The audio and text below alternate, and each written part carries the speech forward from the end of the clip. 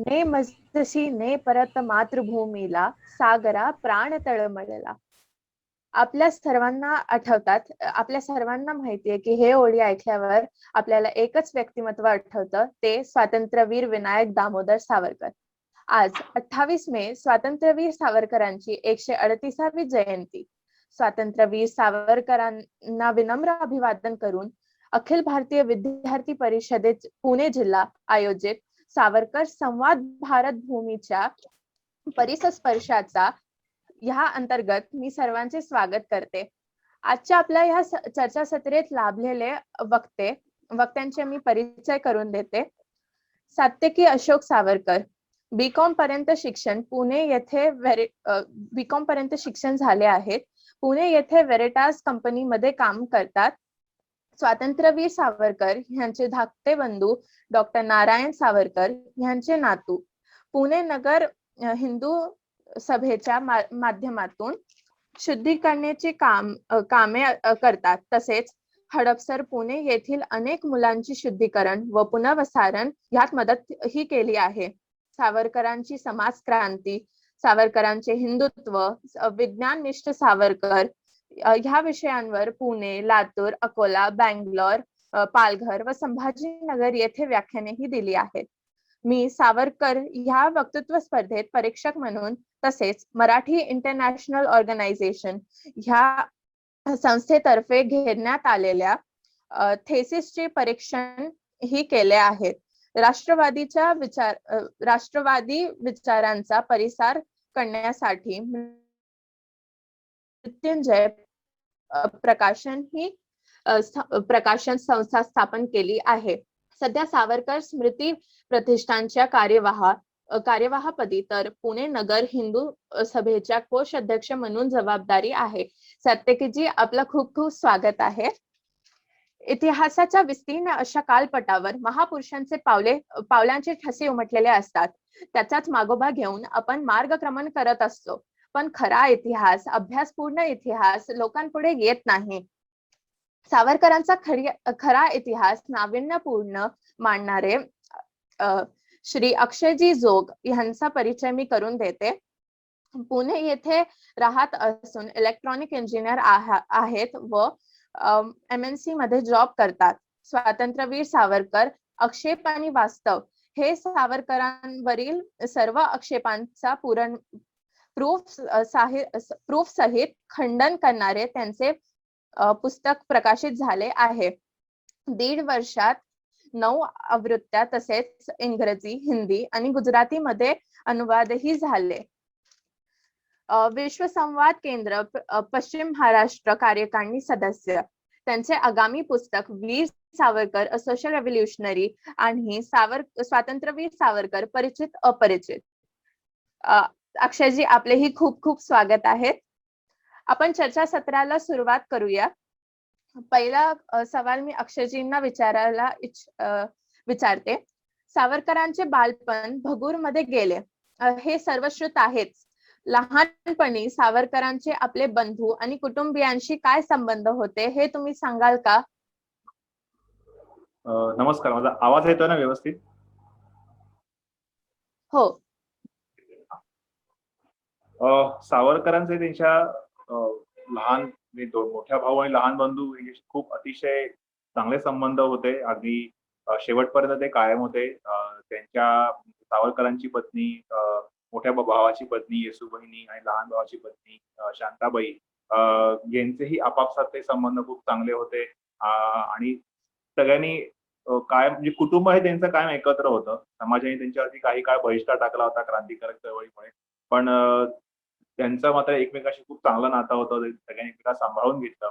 आणि ह्याच्यामध्ये एक मोठं उदाहरण सांगायचं झालं तर स्वातंत्र्यवीर सावरकरांनी जेव्हा शपथ घेतली, स्वातंत्र्य लढ्यामध्ये उडी घेतली, त्यानंतर त्यांच्याच बरोबर त्यांचे लहान बंधू नारायणराव सावरकर यांनीही अगदी खूप लहान वयात असून शाळेमध्ये असल्यापासून त्यांनीही मोठ्या भावाच्या पावलावर पाऊल टाकून त्यांनी काही किशोर गट स्थापन केले होते.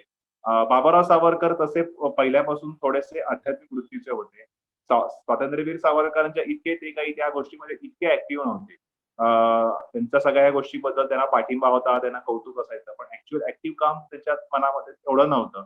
पण अचानकपणे प्लेगची साथ आली तेव्हा आणि त्याच्यामध्ये त्यांचे वडील, काका, त्यांच्या मातोश्रींचं आधीच निधन झालेलं होतं. पण त्या प्लेगच्या साथीमध्ये त्यांचे वडील आणि काका गेल्यामुळे घरामध्ये कोणी मोठं माणूस उरलं नाही. त्यामुळे बाबाराव सावरकर ही जबाबदारी आली आणि नंतर मग हळू त्यांच्या मतामध्ये परिवर्तन झालं आणि तेही थोडेसे त्यांची जी आध्यात्मिक प्रवृत्ती होती आणि त्यांचा थोडासा संन्यास घ्यावा असा त्यांचा विचार होता. ते घरातून निघाले पण होते. पण प्लेगच्या साथीमध्ये स्वतः बाबारावांना पण प्लेग झाला. लहान मधून नारायणराव सावरकरांनाही प्लेग झाला होता आणि त्यामध्ये फक्त येसूबहिणी आणि स्वातंत्र्यवीर सावरकर त्यापासून बचावले होते आणि ते सगळे ते दोघे मिळून सगळ्यांनी शुश्रूषा करायचे. तर त्या ह्याच्यामध्ये त्यांचं बरचसं मतपरिवर्तन झालं त्या काळामध्ये आणि ते पूर्णपणे मग स्वातंत्र्य चळवळीमध्ये ऍक्टिव्ह झाले आणि आपल्याला माहिती असेल की स्वातंत्र्यवीर सावरकरांना जन्मठेप व्हायच्या आधीच बाबाराव सावरकरांना जन्मठेप झाली होती आणि ते तिथे आधीच गेलेले होते. नंतर स्वातंत्र्यवीर सावरकर तिथे जन्मठेप भोगायला गेले आणि त्याच वेळेला स्वतः नारायणराव सावरकर सुद्धा त्यांना सुद्धा 6 महिन्यांचा इकडे भारतामध्ये त्यांना कारावास झालेला होता. त्यामुळे एकाच घरातले 3 बंधू एका वेळेला विविध जेलमध्ये, कारागृहांमध्ये त्यांना कारावास भोगावा लागलेला होता आणि मुख्य म्हणजे जेव्हा स्वातंत्र्यवीर सावरकर आणि बाबाराव सावरकर यांची सुटका झाली, तर आपण जे सध्या शताब्दी वर्ष साजरा करतोय 1921 2 मे 1921 साली सुटका झाली अंदमानातून. पण नंतर 3 वर्ष ते विविध कारागृहामध्ये होते आणि 24 साली त्यांची जेव्हा बाबाराव सावरकरांची संपूर्ण मुक्तता आणि सावरकरांची स्थानबद्धतेने जेव्हा त्यांना शिफ्ट केलेलं होतं, त्यावेळी दोघांचंही चरितार्थाचं साधन ऍक्च्युअली त्यांना तसं त्यांच्याकडे काहीच नव्हतं दोघांकडे. कारण बाबारावांकडे सावरकरांचं एक शिक्षण नव्हतं. त्यांना जे काही नोकऱ्या मिळत होत्या त्यांना मिळणं शक्य नव्हतं त्यांच्या क्रांतिकार्यामुळे. स्वातंत्र्य सावरकरांकडे त्यांच्या पदव्या होत्या, पण त्या पदव्या काढून घेतलेल्या होत्या. BA ची पदवी काढली होती, बॅरिस्टरची पदवी दिलीच नव्हती. त्यांना वकिली करायची परवानगी नव्हती. लहान नोकऱ्या त्यांना रत्नागिरीमध्ये टाकायची त्यावेळेच्या थोड्याशा मागास जिल्ह्यामध्ये त्यांना मिळणं शक्य नव्हतं. मग अशा वेळेला स्वतः नारायणराव सावरकरांनी आपल्या दोघाही बंधूंचा आणि तेव्हा बाबाराव सावरकरांची पत्नी हयात नव्हत्या. बाबाराव सावरकर एकटे होते आणि स्वातंत्र्यवीर सावरकरांच्या पत्नी आणि कालांतराने नंतर रत्नागिरीमध्ये असं त्यांना 2 मुलंही झाली. कन्या प्रभात आणि मुलगा विश्वास. अजून त्याच्यामध्ये एक अपत्य झालेलं होतं, मुलगी झाली होती, पण ती दुर्दैवाने जन्मतःच किंवा काही दिवसांनी त्यांचं गेली. 2 अपत्य त्यामुळे आणि बाकी सावरकरांचा तिथेच समाजकार्य या सगळ्याचा आर्थिक भार नारायणराव सावरकरांनी स्वतःवरती घेतलेला होता. कुठल्याही प्रकारची तक्रार न करता, काकू न करता आणि याच्यामध्ये पूर्णपणे त्यांच्या पत्नी शांताबाई सावरकर यांचा त्यांना पूर्णपणे पाठिंबा होता आणि त्यांचा तर हट्टच होता की मी लग्न करीन तर सावरकर घराण्यामध्ये नारायणराव सावरकरांशी. त्यांनी स्वतःहून ह्याच्यामध्ये उडी घेतलेली होती. असं काही घरच्याही लग्न लावून दिलं आणि आता मग गळी पडलाय तर निघवायचं असं काही नव्हतं. स्वतःहून ठरवून त्यांनी नारायणरावांशी लग्न केलेलं होतं. त्यामुळे दोघाही बंधूंचे तिघाही बंधूंचे पहिल्यापासून ते शेवटपर्यंत अतिशय खूप जिव्हाळ्याचे चांगले संबंध होते. तिघही बंधू साहित्यिक होते. बाबाराव सावरकरांची सुद्धा पुस्तकं, अनुवादित पुस्तकं, स्वतः लिहिलेली पुस्तकं प्रसिद्ध आहेत. त्याचबरोबर सावरकरांची साहित्यिक संपदा सगळ्यांना माहितीच आहे. पण नारायणराव सावरकर कालच त्यांची जयंती होती नारायणराव सावरकरांची. स्वतः नारायणराव सावरकरांनी सुद्धा तात्या टोपे, जाईचा मंडप, समाज स्वास्थ्य, त्यानंतर हिंदुस्थानचा विश्वविजय इतिहास यासारखे अनेक ग्रंथ, कादंबऱ्या, काव्य लिहिलेली आहेत. सावरकरांचे पोवाडा सावरकरांचे प्रसिद्ध पोवाडे आहेत. म्हणजे सिंहगडाचा पोवाडा किंवा तानाजी मालुसरे यांचा पोवाडा, बाजीप्रभू देशपांडे यांचा पोवाडा, चाफेकरांचा पोवाडा हे सगळे पोवाडे त्या अभिनव भारताच्या मेळ्यामध्ये गायचं काम नारायणराव सावरकर करायचे. आणि जसे सावरकर बंधू होते तसे अभिनव भारतमध्ये आणि नाशिक भगूरमध्ये त्यांचे दुसरे एक सहकारी होते दातार बंधू आणि वर्तक बंधू. तर त्यात हे तीनही बंधू यांचे वडील बंधू होते ते सगळे बाबाराव सावरकर हे सगळे एका वयाचे होते. मधले जे होते सगळे दातार सावरकर आणि वर्तक एका वयाचे होते आणि सगळ्यात लहान जे होते वर्तक सावरकर आणि दातार हे सगळे एका वयाचे होते. त्यामुळे सावरकर, वर्तक आणि दातार या तीन भावांचे खूप छान जोडी जमायची आणि त्यांनी शेवटपर्यंत सावरकरांना साथ दिली. जेव्हा अख्ख्या समाजाने त्यांना जेव्हा वाईट टाकलं होतं तेव्हा फक्त दातार आणि वर्तकांनीच त्यांना आपल्या घरी आसरा दिलेला होता. आणि नारायणराव सावरकर तर आपल्याला माहिती आहे गांधी हत्येनंतर जेव्हा सावरकरांच्या घरावरती हल्ला करण्यात आला तर स्वतः नारायणराव सावरकरांनी बचाव केला होता आणि त्यांचे दुसरे सहकारी दामले यांनी तेव्हाची काही दगडफेक झाली. त्या दगडफेकीमध्ये नारायणराव सावरकरांना तो एक दगड त्यांच्या वरती लागला. त्यानंतर त्यात ते घायाळ झाले. त्यातून ते बरे झाले. पण कालांतराने 11 महिन्याच्या नंतर त्यांचं निधन झालं. म्हणजे थोडक्यात असं म्हणता येईल की मॉब लिंचिंगमध्ये नारायणराव सावरकर खूप मोठ्या प्रकारे गंभीर जखमी झालेले होते. आणि तिघही बंधू शेवटपर्यंत म्हणजे आधी नारायणराव सावरकर काँग्रेसचे प्रदेशाध्यक्ष जेव्हा सावरकर स्थानाबद्धतेमध्ये होते रत्नागिरीमध्ये, तर त्याच्या आधी नारायणराव सावरकर गिरगाव काँग्रेस प्रदेश अध्यक्ष होते. नंतर ते संघाशी पण निगडीत होते. त्यांच्या घरामध्ये संघाची पहिली शाखा उघडली गेली होती गिरगावमध्ये. बाबाराव सावरकरांचा संघ स्थापनेमध्ये खूप मोठा वाटा होता. संघ स्थापन करायच्या आधी स्वतः डॉक्टर हेडगेवार सावरकरांना भेटून गेलेले होते. नंतर सावरकर जेव्हा हिंदू महासभेमध्ये आले, तेव्हा नारायणराव सावरकर हिंदू महासभेमध्ये आले. बाबाराव सावरकरांनी सुद्धा त्यासाठी खूप कार्य केलं. म्हणजे तिघा बंधूंचं कार्य हे एकमेकांना कधीही मी पुढे तू पुढे असं न असता एकमेकांना सोबत घेऊन चालणारं होतं. आणि नारायणराव आणि बाबाराव सावरकरांना माहिती होतं की स्वातंत्र्यवीर सावरकर हे एक अनमोल रत्न आहे.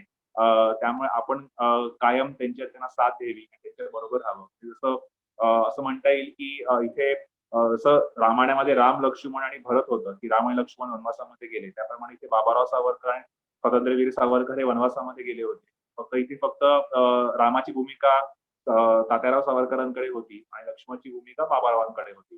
त्यामुळे यामध्ये भरताची भूमिका नारायणराव सावरकरांनी केलेली होती की दोघंही बंधू जन्मठेपेवर गेलेले असताना त्यांचा भरताने त्यांच्या पादुका सिंहासनावर ठेवून राज्याचा कारभार चालवला. त्याप्रमाणे त्यांनी आपल्या दोन्ही बंधूंचा जो वारसा होता तो वारसा आदर्श डोळ्यासमोर ठेवून त्यांच्या अनुपस्थितीमध्ये हे सगळं अभिनव भारताचं कार्य त्यांनी क्रांतिकारक चळवळ जी होती त्यांनी सुरू ठेवलेली होती. आणि त्यामुळे वेळोवेळी नारायणराव सावरकरांच्या सुद्धा घराची झडती घेणं, त्यांच्यावरती वॉच ठेवणं हे काम सुरूच होतं. आणि तुम्हाला आश्चर्य वाटेल की नारायणराव सावरकर हे डॉक्टर होते, डेंटिस्ट होते ते. आणि कोलकाताच्या ज्या महाविद्यालयात शिकत होते त्या विद्यालयामध्ये डॉक्टर हेडगेवार शिकत होते. नंतर हर्डीकर राष्ट्र सेवा दलाचे मध्ये ऍक्टिव्ह होते, तेही तिथे शिकत होते आणि तिघांचं खूप चांगलं सख्य होतं. त्यामुळे तिथेही त्यांनी एक चांगला कंकू जमवला होता सगळ्या राष्ट्रभक्तांचा. आणि खरंच त्यांनी ही रामायणामध्ये जी राम, लक्ष्मण आणि भरताची जोडी होती ती इथे तिघा बंधूंची जोडी होती. आणि दोघा बंधूंनी वनवास पूर्ण झाल्यावरती पुन्हा तिघांनी त्यामध्ये कार्यामध्ये भाग घेतला, कार्य पुढे सुरू ठेवतात.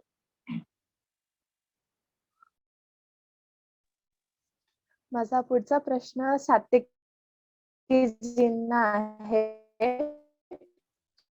सावरकरांच्या शाळेतील प्राथमिक शिक्षणात असलेल्या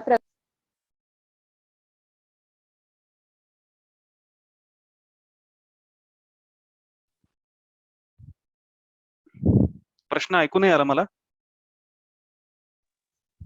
सावरकरांच्या शाळेतील प्राथमिक शिक्षणात असलेल्या प्रगतीबद्दल काही सांगाल का? प्राथमिक शिक्षणाबद्दल प्रगती, आता कसं आहे, आपण नेहमी शैक्षणिक प्रगती लक्षात घेतो. स्वातंत्र्यवीर सावरकर यांची उपजतच बुद्धिमत्ता इतकी प्रखर होती. त्यांचं पाठांतर, त्यांचं ग्रंथ वाचन याच्याबरोबर त्यांचं आकलन हे अत्यंत तीव्र होतं. आणि एक छोटं उदाहरण द्यायचं, आता सावरकरांच्या बालपणीच्या ज्या आठवणी आहेत, तर सावरकर हे त्यांच्या बहिणीबरोबर भेंड्या खेळायचे. आणि भेंड्या कुठल्या तर ओवी, म्हणजे आपण जशा गाण्यांच्या भेंड्या खेळतो आजकाल तसं नाही, तर ओव्यांच्या. आणि काही काही श्लोक हे स्वातंत्र्यवीर सावरकर स्वतः रचायचे अक्षराला म्हणजे इतकी कुशाग्र बुद्धिमत्ता. महाभारत, रामायण यांचं रोज घरी वाचन व्हायचं रात्री. पांडव प्रताप याचंही वाचन व्हायचं. आणि त्याच्यामुळे जो आपण पुढे जाऊन त्यांच्यातला एक म्हणतो प्रगल्भता आलेली आहे किंवा एक तत्वचिंतक आहे, त्याची जी बैठक होती ही बालपणात निर्माण झाली होती. शैक्षणिक प्रगती म्हणण्यापेक्षा एकूणच सामाजिक प्रगती आपण म्हणूया की सावरकरांनी हा जातीभेद असा कधीच सुरुवातीपासून बाळगला नाही. त्यांचे जे काही सहकारी होते त्याच्यात सगळ्या जातीचे सहकारी, त्यांचे मित्र सगळे मिळून खेळायचे. आणि खेळ सुद्धा असे होते की लढाई, लुटुपुटीची का असेना पण ती लढाई खेळायची. स्वातंत्र्यवीर सावरकर त्या शिवाजी महाराजांचा पक्ष आणि अजून असेल दुसरा पक्ष तो मुघलांचा पक्ष. मग हर प्रकारचे उद्योग करायचे की शिवाजी महाराजांसारखी रणनीती आखायची, लढाई कशाने करता येईल त्याच्या क्लुप्त्या लढवायच्या आणि विजयी व्हायचा तो शिवाजी महाराजांचा पक्ष बहुतांश वेळा. तर प्रत्येक वेळेला शत्रूला मात कशी देता येईल याचं बाळकडू सावरकरांना उपजत जरी असलं तरी ते त्यांनी त्यांच्या सहकाऱ्यांना देखील पाजलं. हे सर्वात महत्वाचं आहे की एखादी व्यक्ती ही नेतेपदी पोचते, पण तिच्या बरोबरचे सहकारी देखील तितकेच यशस्वी होतात का नाही हे देखील बघितलं पाहिजे. माझ्या मते बालवयातच स्वातंत्र्यवीर सावरकरांनी हा जो धडा घालून दिला होता, साहसी काम, व्यायाम तर जोर बैठका हे दर दिवशीचा व्यायाम होते, पण अजून साहस काय असेल तर पळत जाऊन टेकडी चढायची आणि ती टेकडी वेगात उतरायची, म्हणजे झोकून द्यायचं स्वतःला टेकडीवरनं. हे कशासाठी तर शरीर काटक बनवण्यासाठी. हे माहिती आहे की आपल्याला उद्या ब्रिटिशांविरुद्ध चळवळ उभारायची आहे, सशस्त्र क्रांती करायची आहे आणि वयाच्या 14व्या 15व्या वर्षी शपथ घेणं म्हणजे प्राथमिक शिक्षण तेव्हाही सुरूच होतं. त्या वर्षी त्या वयात ही सशस्त्र क्रांतीची शपथ घेणं एखाद्या मुलाने ही दुर्मिळ गोष्ट होती. पण ती शपथ त्यांनी घेतली, त्याच्याबरोबर संघटना स्थापन केली आणि त्या संघटनेचं स्वरूप इतकं पुढे जाऊन विस्तारलं, आंतरराष्ट्रीय स्तरावर त्या क्रांतिकारकांच्या संघटनेची कीर्ती पसरली. हे सोपं काम नाहीये, ह्या बोलायच्या गोष्टी नाहीयेत. त्यासाठी प्राथमिक तयारी काय लागते तर मन आणि शरीर बळकट लागतं. मग पुराच्या पाण्यात पोहणं, नारोशंकराची जी घंटा आहे नाशिकला त्याला हात लावून येणं, म्हणजे अशी साहसी कामं ही विद्यार्थी दशेत सावरकरांनी केली. इतकंच नव्हे, प्लेगची महामारीची साथ सुरू असताना सावरकरांनी आपल्या वडील बंधूंची शुश्रूषा केलेली आहे. म्हणजे केवळ बुद्धी चातुर्य नव्हे तर सामाजिक जाणीव पाहिजे कुठेतरी आपल्याला, ती देखील या मुलाच्या अंगात होती. आपण सर्वांनी यापासनं हे नोंद घेण्यासारखं आहे आणि शिकण्यासारखं जे काय असेल तर सावरकरांची ही जी प्रगती आहे की समाजाभोवती समाजाबद्दल आपलं काहीतरी आपण देणं लागतो समाजाप्रती आणि त्याची जी जाण आहे उपजत, राजकारण तर करायचंच आहे पुढे जाऊन, पण ही जी जाण आहे की समाज बांधला गेला पाहिजे, तर कशाने बांधला गेला जाईल ही काळजी सावरकरांनी घेतली आणि माझ्या मते हीच प्रगती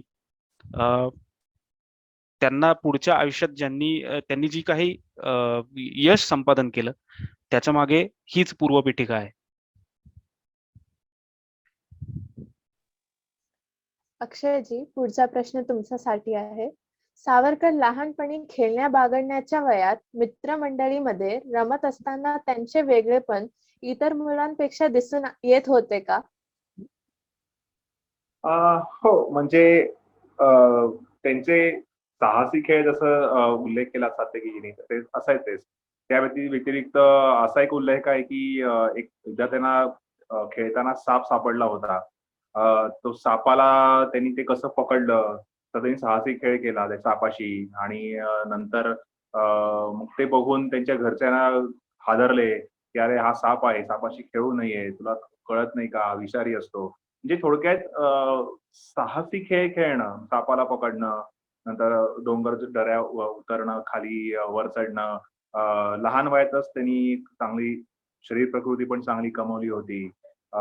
त्यासाठी जसं आपण आजच्या काळात म्हणतो ट्रेकिंग करणं, जॉगिंग करणं, हे सगळ्या गोष्टी त्यांनी तेव्हा केलेल्याच होत्या.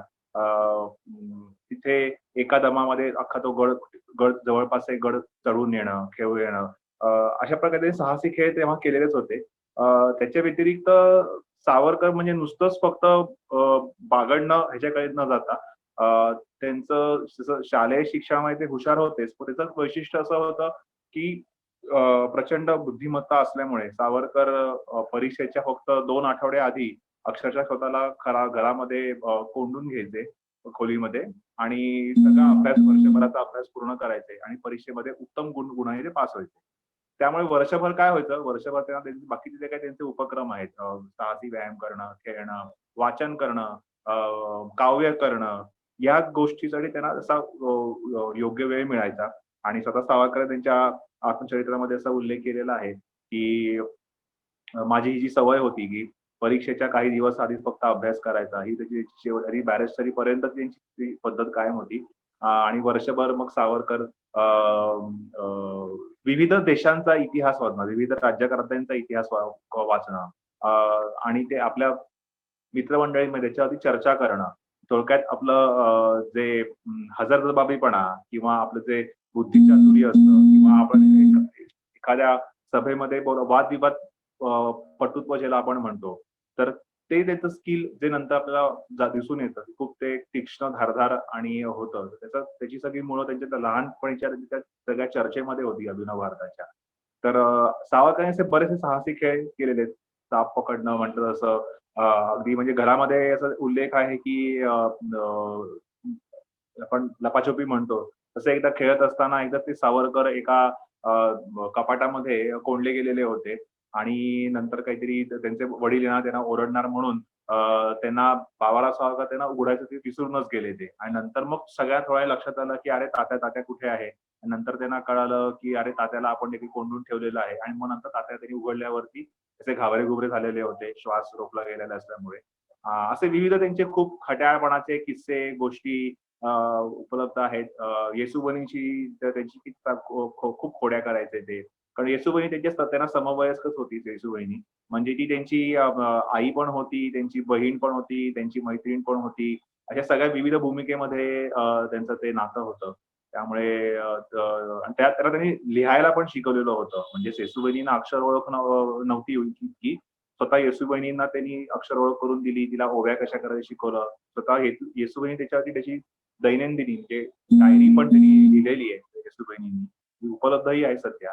तर मी फक्त साहसी खेळ करणं म्हणजे बिनडोकासारखे फक्त काहीतरी साहसी खेळ करत बसायचे वगैरे एक पॅशनेटली काम करायचं असं न असता त्या वयामध्ये लहान वयात जे साहसी खेळ असतं त्याच्यात त्यांनी शेवटी शरीर स्वास्थ्य सुधारण्यासाठी, देशकार्यासाठी त्याचा त्यांनी उपयोग करून घेतला आणि फक्त पुस्तकी किडा न राहता किंवा नुसतं उन्हाळक्या न करता सगळ्यात त्यांनी एक उत्तम समन्वय साधला. म्हणजे मला असं वाटतं की सावरकर हे त्यांनी कधी त्यांच्या कुठल्या आयुष्यामध्ये विचारसरणीमध्ये, कार्यामध्ये कधी एक टोक नाही गाठलं. त्यांनी कायम सगळ्याचा सुवर्णमध्य साधला त्यांनी. तर हे त्यातून दिसून येतं की फक्त उन्हाळक्या न करणं, फक्त पुस्तकी किडा न राहणं, फक्त क्रांतिकारक व्हायच्या मागे न लागता शक्य तिथे निशस्त्र प्रतिकार पण आपण करू अहिंसा काही ठिकाणी गरजेची असते. जसं त्यांनी भागानगरचा निशस्त्र प्रतिकार नावाचा त्यांनी एक अहिंसक लढा उभारला होता आणि तो यशस्वी करून पण दाखवलेला होता. त्यामुळे हा जो एक सुवर्ण मध्य काढणं आणि कुठलंही टोक न गाठणं हा स्वभाव त्यांच्या आपल्या बालपणाच्या त्यांच्या खेळामध्ये दिसून येतो आणि सावरकर हे सगळे आपल्यासारखे अगदी सामान्य मुलासारखेच खट्याळ गोष्टी मस्ती करणारे असेच होते. त्यांच्या आत्मचरित्रामध्ये त्यांची जेव्हा लग्न होतं येसुबहिणींचं आणि बाबारावांचं तेव्हा त्याच्या ते विविध खोड्यामध्ये येसुबहिणींना त्यांनी कशी त्याची काळजी घेतली, त्यांचे डोळे सुजलेले असताना आणि मग त्यांनी अगदी त्यांच्या रूपाने त्यांना असं वाटलं की आपल्या घरी आई चाललेली आहे काय म्हणजे सगळे याची शुश्रूषा करणं मोठ्या भावाची.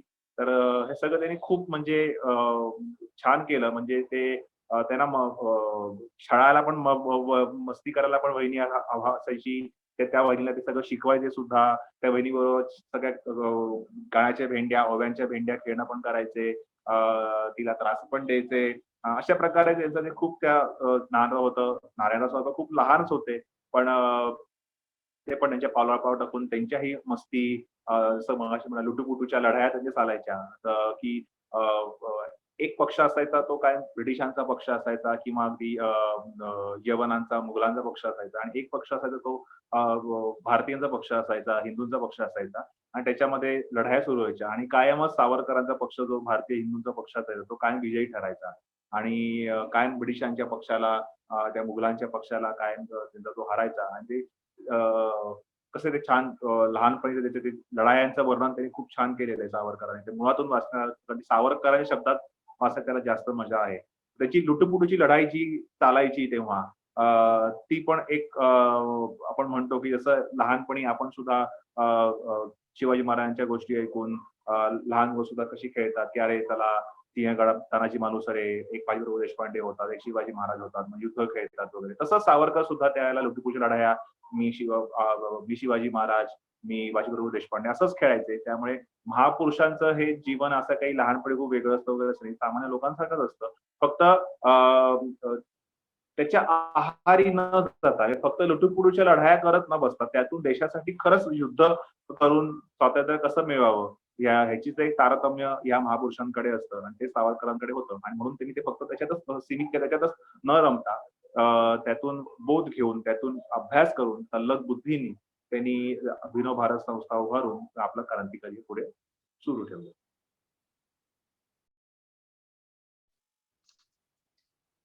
सात्यकीजी, बालपणी सावरकरांमध्ये कोणते कोणते गुण होते ज्यांचा विकास भविष्यात झाला? एकतर वाचनाचं वेड म्हणू शकतो आपण, की अफाट वाचन. एकदा एखादी गोष्ट हातात घेतली की शेवटपर्यंत वाचून काढणं. म्हणजे स्वातंत्र्यवीर सावरकरांचंच नाही, बाबाराव त्यांचे मोठे बंधू देखील वाचनाची त्यांनी एक वेगळी पद्धत निर्माण केली होती, की सलग ते असे 10-12 ओळी वाचू शकायचे एका फटक्यात.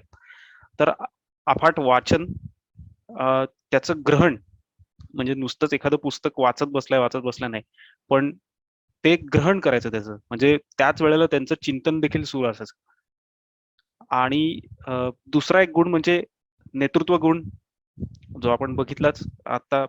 जे लढाई खेळायचे, जे दोघांनी उदाहरणं दिली आम्ही, नेतृत्व गुण होते.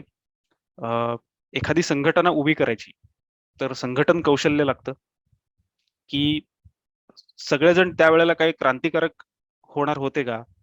इंग्रजांच्या धाकानी ही 10-12 वर्षांची मुलं, 15-16 वर्षांची मुलं, ही काय सगळी एकदम क्रांतिकारक म्हणून घराबाहेर पडणार होती का?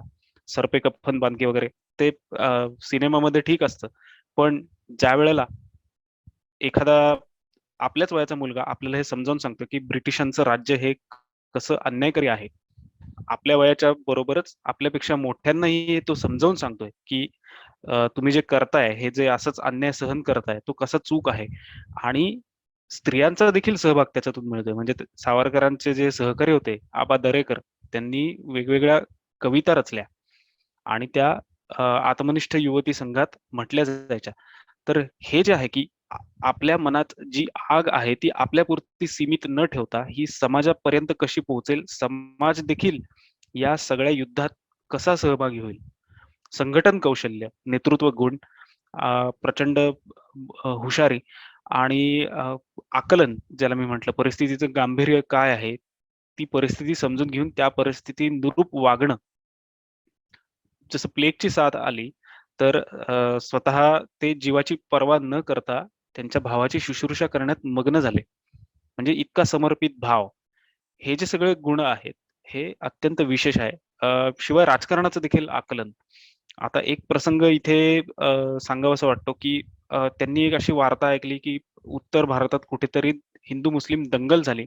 तर त्या दंगलीचा प्रतिशोध सावरकर आणि त्यांच्या बालचपूंनी, म्हणजे भलेही तो आपल्याला एकदम बालिश प्रयत्न वाटत असेल, पण त्यांनी मशिदीवर दगडफेक करून, काचा फोडून एक किरकोळ प्रमाणात का होईना प्रतिकार, म्हणजे अन्याय तुम्ही सहन करू नका, मग तो अन्याय कुठल्याही स्वरूपाचा असो, त्याला प्रतिकार करा, त्याचा प्रतिशोध घ्या. ही जी वृत्ती आहे, ही आज आपल्या सगळ्यांमध्येच कुठेतरी कमी पडते. पण प्रतिशोध घ्या, ही हे जे सगळे गुण आहेत, हे लक्षात घेण्याजोगे आहेत.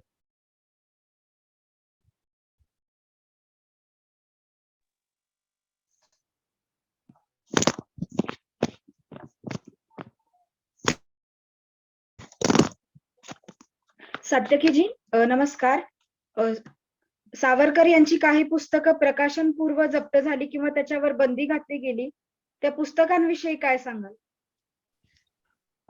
बंदी घातली गेली याचा अर्थच ती अत्यंत ज्वालाग्रही होती. 1857 स्वातंत्र्य समर, ज्याला आपण म्हणतो, ज्याला शिपायांचे बंड म्हणून हिणवलं गेलं, ते पुस्तक प्रसिद्धीपूर्व त्यांचं जप्त केलं, अपहृत केलं गेलं. आणि सावरकरांच्या आकलनानुसार त्या काळच्या त्यांनी जे इतिहासाचा जो अभ्यास केला, त्याच्यानुसार हे फक्त शिपायांचं बंड इथपर्यंत मर्यादित नव्हतं. तर ह्याला संपूर्ण भारतातील वेगवेगळ्या धुरीणांचा, योद्ध्यांचा, ह्या ब्रिटिश राजवटी विरुद्ध कसा असंतोष जनमानसात देखील होता आणि तो त्याचा हा दृश्य परिणाम म्हणजे 1857चं हे स्वातंत्र्य समर होतं. म्हणजे स्वातंत्र्यासाठी खेळलं गेलेलं हे एक मोठ्या प्रमाणाचं युद्ध होतं. त्या युद्धात अनेक कट कारस्थानं होती. सत्ता हस्तगत करण्याच्या नवनवीन युक्ती होत्या आणि अशा काही युक्ती जर आजच्या म्हणजे त्या काळच्या आता ते जेव्हा पुस्तक जप्त झालं तो काळ सुद्धा हा प्रचंड उलथापालथीचा होता. त्या काळात जर हे त्यावेळेच्या युवकांच्या हातात हे पुस्तक पडलं तर त्याचे परिणाम पुन्हा एकदा ब्रिटिश सत्तेला भोगावे लागणार होते. हे ब्रिटिश मनोमन जाणून होते. त्याच्यामुळे हे जे पुस्तक आहे हे सर्वसाधारण पुस्तक नव्हतं. त्याच्यावर बंदी आली ती या कारणामुळेच की दृश्य परिणाम एकदा बघितलेला आहे की भारतीयांच्या असंतोषाचा परिणाम काय होऊ शकतो तसाच परिणाम पुन्हा घडणार असण्याने त्याच्यावर बंदी घातली गेली. अगदी बरोबर. सावरकर नावाच्या सूर्याची भीती ब्रिटिशांच्या काजव्याला नक्कीच वाटली असणार. पुढचा निश्चितच. प्रश्न अक्षयजी तुमच्यासाठी. 1857 चे स्वातंत्र्य समर या पुस्तकाचा प्रवास सांगू शकाल का? म्हणजे स्वातंत्र्यवीर सावरकर हे जेव्हा बॅरिस्टर शिकण्यासाठी लंडनला गेले तेव्हा तिकडे जी त्यांची लायब्ररी होती तिकडे इंडिया ऑफिसची तिथे खूप मोठा देखील ग्रंथसंग्रह होता. आजही आपल्याला तो बघायला मिळतो आणि तर तिथे त्यांनी ऍक्सेस मिळवला. तिथे सगळं त्यांनी पूर्ण ग्रंथ वाचन केलं. मूळ इंग्रजांची पुस्तकं वाचली त्यांना. त्यासोबत भारताचं पुस्तक असायचं ते माझा प्रवास जे वरसईकर गोडसे गुरुजी भटजी होते त्यांचं एक माझा प्रवास पुस्तक होतं. ते आखो देखा हाल होता त्या 57च्या धामधूमीचा स्वतः झालीच्या राणीनं बघितलेलं होतं. तर असे 1, 2, 3 भारतीय पुस्तकांचा अपवाद बघता त्यांनी मूळ सगळ्या त्या इंग्रजांच्या पुस्तकांचा अभ्यास केला आणि त्यातून त्यांना जे काही गवसलं ते त्यांनी 1857 स्वातंत्र्य समर या पुस्तकातून त्यांनी ते मांडलं. त्याची गंमत अशी आहे की मूळ पुस्तक हे मराठीमध्ये लिहिलेलं होतं सावरकरांनी आणि त्यांनी ते प्रकाशनासाठी त्यांनी भारतात छपाईसाठी त्यांनी भारतात पाठवून दिलं बाबाराव सावरकरांकडे. पण दुर्दैवाने ब्रिटिशांना ह्याची कुणकुण लागलेली होती. कारण त्याची काही पानं सावरकर ब्रिटिशांनी काही गुप्तहेर पेरलेले होते इंडिया त्यांच्या भारत भवनामध्ये इंडिया हाऊसमध्ये.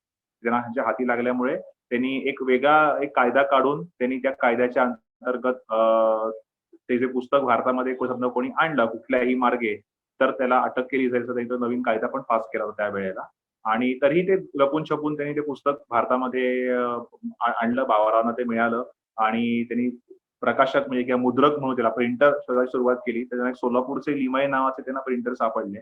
ते छपायला सुरुवातही केलेली होती. एक अभिनव भारत सदस्य जे होते ते सोलापूर नाशिक जाळे करायचे त्यांच्या मार्फत एक प्रकरण त्याने पाठवायचे बाबाराव सावरकर. पण त्याची पण कुणकुण ब्रिटिशांना लागली होती आणि त्यामुळे त्या लवकरच त्यांच्या याच्या धाडी पडणं असं त्यांना आजची खबर मिळाली लिमयांना. मग लिमयांनी उरले सगळं हस्तलिखित जे होतं सगळं बाबाराव सावरकरांना पाठवून दिलं परत आणि बाबाराव सावरकरांनी पुन्हा ते लंडनला सावरकरांच्याकडे सुपूर्द केलं आणि आता नंतर लिमयांना लिमयांच्या स्वराज्य या मासिकावरती छापखान्यावरती धाड पडली आणि पण त्याच्या हाती काही फार लागलं नाही. मग नंतर काय केलं ह्या लोकांनी ठरवलं की व्ही.व्ही.एस. अय्यर, फडके आणि कोरेगावकर सहकारीच होते अभिनव भारतामध्ये. त्यांनी असं ठरवलं की आपण ह्याचा इंग्रजीमध्ये भाषांतर करू की जेणेकरून देवनागरी फॉन्टसाठी आपल्याला भारतामध्ये जो आपल्याला प्रकाशक किंवा मुद्रक छापखाना मिळणं अवघड जातंय. आपण समजा इंग्लिशमध्ये भाषांतरित केलं तर युरोपामध्ये आपल्याला कुठेही हे प्रसिद्ध करता येईल रोमन लिपी स्क्रिप्ट असल्यामुळे. तर मग ते सगळे ते भाषांतरित केलं इंग्लिशमध्ये. ह्याच्यामध्ये व्ही.व्ही.एस. अय्यरांनी खूप सहाय्य केलं. अगदी मी व्ही.व्ही.एस. अय्यरांनी सुद्धा सावरकरांना जेव्हा त्या लायब्ररीमध्ये जाऊन असं पुस्तक लिहिलं ह्याची कुणकुण जे ब्रिटिशांना लागलेली होती तेव्हा लगेच ब्रिटिशांनी सावरकरांचा तिथे ऍक्सेस बंद करून टाकला. सावरकरांना काही संदर्भ पुन्हा तपासून व्हेरीफाय करायचे होते शेवटचा हात मात्र पुस्तकावरती. तर तेव्हा मग व्ही.व्ही.एस. अय्यरांनी ते काम केलं. व्ही.व्ही.एस. अय्यर त्या लायब्ररीत जायचे सावरकर दिले सगळं काम प्रूफ तपासणं पेज नंबर चेक करणं सगळं काम व्ही.व्ही.एस. अय्यरांनी केलेलं होतं आणि नंतर ते पूर्ण पुस्तक तयार झालं. तर मग नंतर या सगळ्या त्यांच्या चमूनी ते व्ही.व्ही.एस. अय्यरांच्या मार्गदर्शनाखाली त्याचं इंग्रजीमध्ये भाषांतर केलं आणि ते भाषांतर करून मग त्यांनी जर्मनीमध्ये त्यांनी हे केलं, प्रकाशक मुद्रक शोधायला सुरुवात केली. आधी त्यांनी मराठी हस्तलिखित छापायला सुद्धा प्रयत्न केले होते, कारण जर्मनीमध्ये ही संस्कृतची चा अभ्यास इथे फार चालायचा, इंडॉलॉजी संस्कृत विषयाचा. त्यामुळे तिथे देवनागरी फॉन्ट सहज उपलब्ध होते. पण तिकडे जे जुळारी असतात, कंपोजिटर असतात, त्यांना मराठीचा काही गंध नव्हता. त्यावेळी सगळं ते चुकवून ठेवलं. मग शेवटी नंतर परत जर्मनी, फ्रान्स, नेदरलँड, हॉलंड असे काही प्रयत्न करून झाल्यानंतर अखेरीस हॉलंडमध्ये त्यांना एक मुद्रक सापडला. पण तिथे सुद्धा छपाई सुरू असताना त्याच्यावर सुद्धा छापा पडू शकतो वगैरे ही शंका निर्माण झाल्यानंतर क्रांतिकारकांनी इंग्रजांचं मन डायव्हर्ट करण्यासाठी अशी अशी अफवा उठवली की फ्रान्समध्ये आम्हाला एक मुद्रक सापडलेला आहे, तिथून आम्ही छपाई करून घेतोय.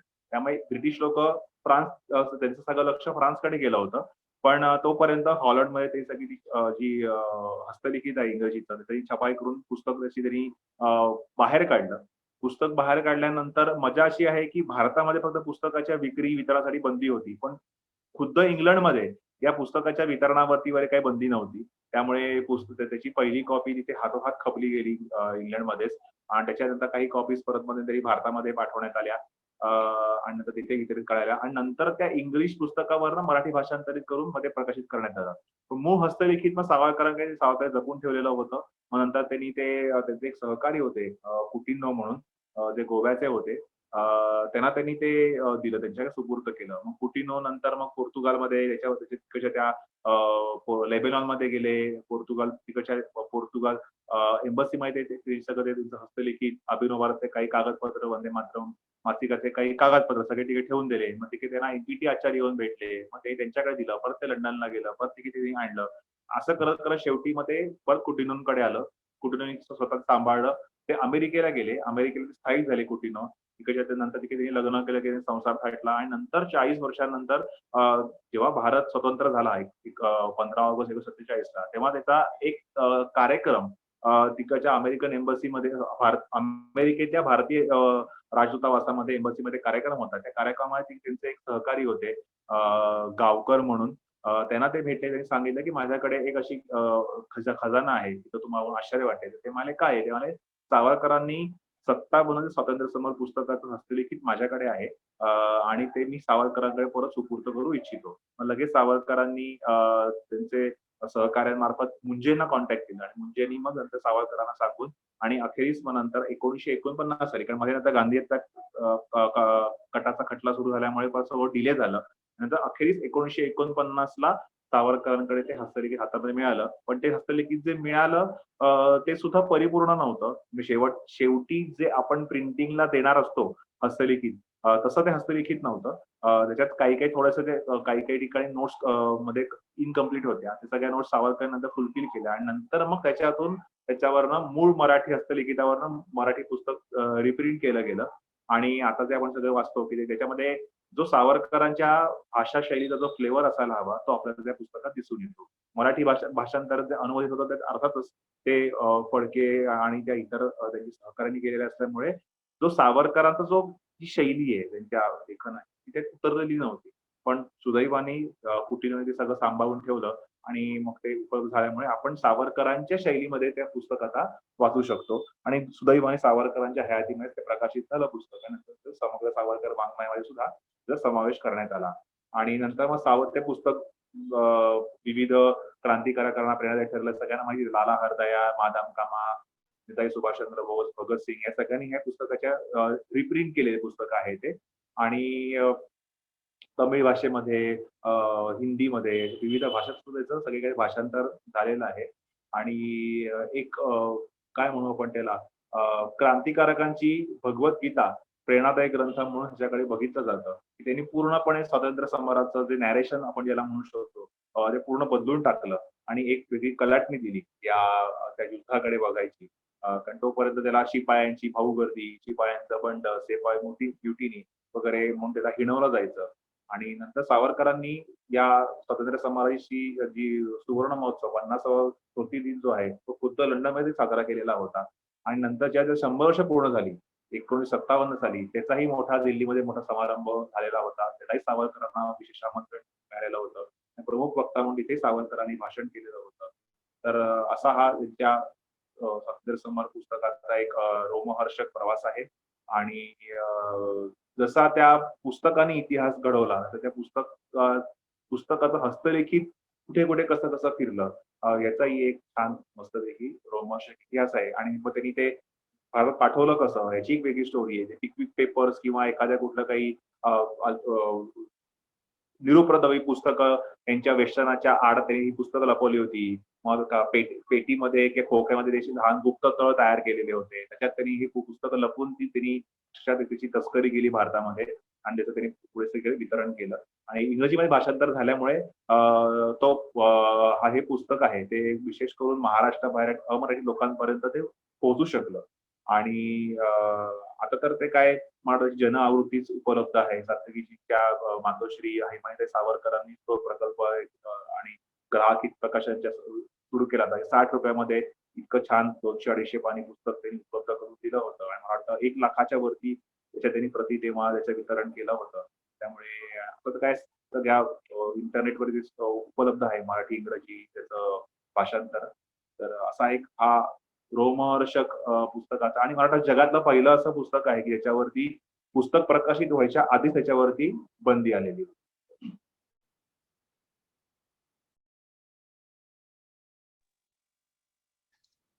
सात्यकीजी, पुढील प्रश्न तुमच्यासाठी आहे.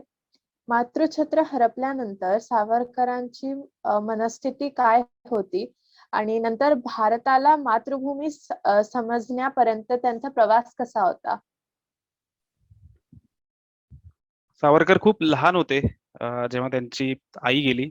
आणि साहजिकच आहे की दुःख होणार.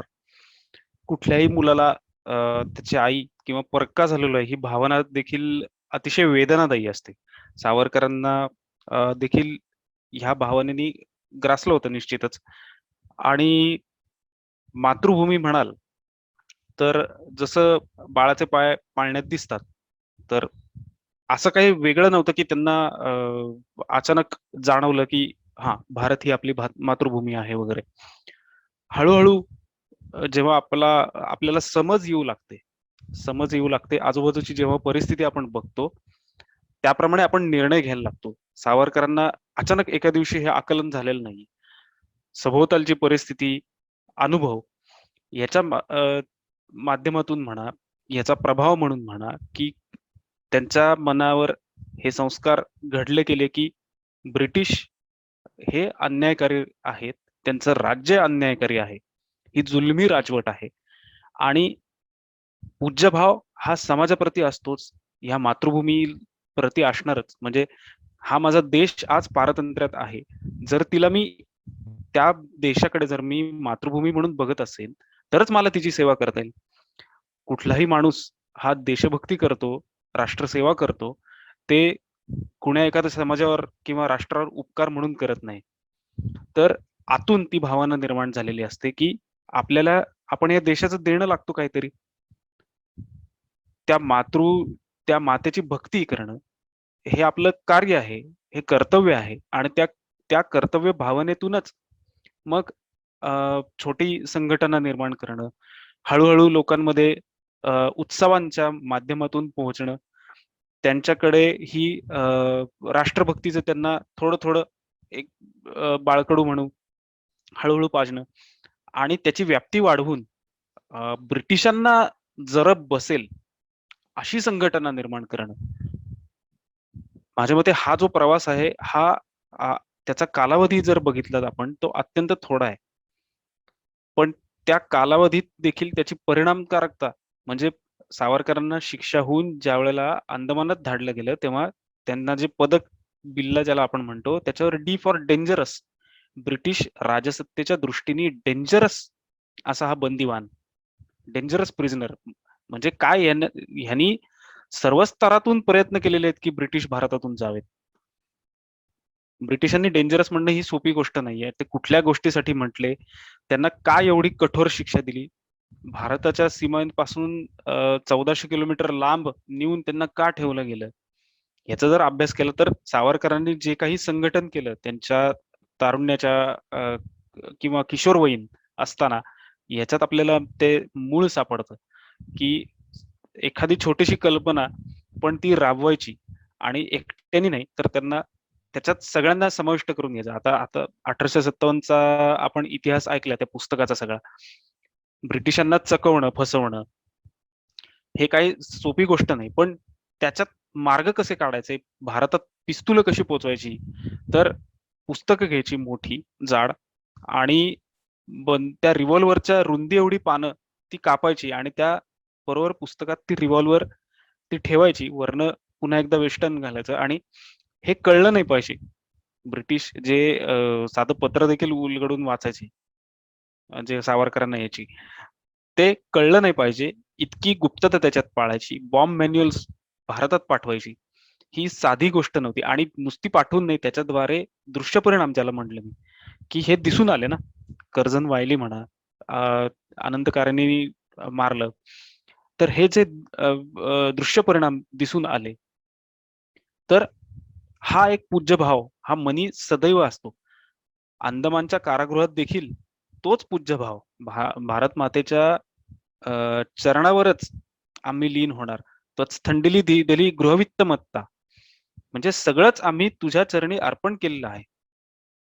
हे काय बंधू असो तो जरी सात आम्ही, तोच थंडिलीच दिधेले असं ते बळमी. म्हणजे आम्ही तिघच काय, जर 7 जण जरी असतो आम्ही, तर आम्ही तुझ्याच चरणावर लीन झालो असतो. आमची बलिवेदी म्हणजे तूच आहे, इतका पूज्यभाव, इतकी समर्पित वृत्ती. अंदमानात देखील त्यांचं कार्य जर आपण बघितलं, त्यातले शिक्षा वगैरे तर ह्या अनेक बंदिवानांनी भोगलेल्या आहेत, पण त्यातून सुद्धा कार्य करायचं म्हणजे अगदी साक्षरतेपासनं ते सामान्य बंदिवान होते, त्यांना भारतीय इतिहासाची ओळख आणि जे खोटा इतिहास सांगून भ्रमित करायचे असे जे मुस्लिम बंदिवान होते, वॉर्डर होते म्हणा, त्यांना त्यांच्या तोडीस-तोड उत्तर द्यायचं. ब्रिटिश जे अधिकारी होते ते येतील ते येतील किंवा साक्षात बारीला सुद्धा 2-3 क्रांतिकारकांनी अगदी तोडीस-तोड उत्तरे दिली. तर आपल्या भारत देशाच्या प्रति पूज्यभाव जागृत करणं, तो जर जागृत झाला नाही तर मग बलिदानच होणार नाही कोणाचं. मदनलाल धिंगराचं बलिदान आपण बघतो सगळे. अनंत कान्हेरे काय सहजासहजी तयार झाले असतील हातात रिव्हॉल्वर घ्यायला, पण हे जे दृश्य परिणाम आहे, हे घडवणं हे स्वतःच्या मनात पूज्यभाव असल्याशिवाय शक्य होत नाही. अंदमानातून सुटल्यानंतर जेव्हा त्यांना राजकारणावर बंदी घातलेली होती, त्या परिस्थितीत, त्या कठीण परिस्थितीत देखील स्वतःच्या उदरनिर्वाहाची तिथे भ्रांत असताना देखील सामाजिक कार्य करायचं, सामाजिक क्रांती करायची.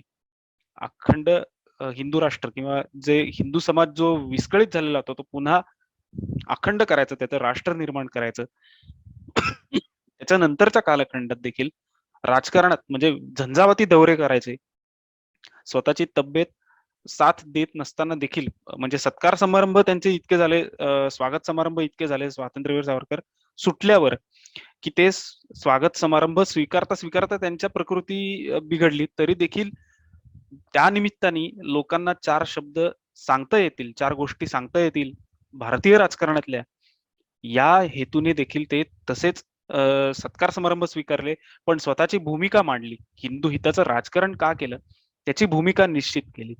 हे मनात पूज्यभाव असल्याशिवाय होत नाही. सशस्त्र क्रांतीसाठी सुभाषचंद्र बोसांना त्यांनी प्रेरित केलं. आझाद हिंद सेनेसारखी सेना तयार आहे, तुम्ही जा, नेतृत्व स्वीकारा, पुढच्या गोष्टी आपोआप घडून येतील, जुळून येतील.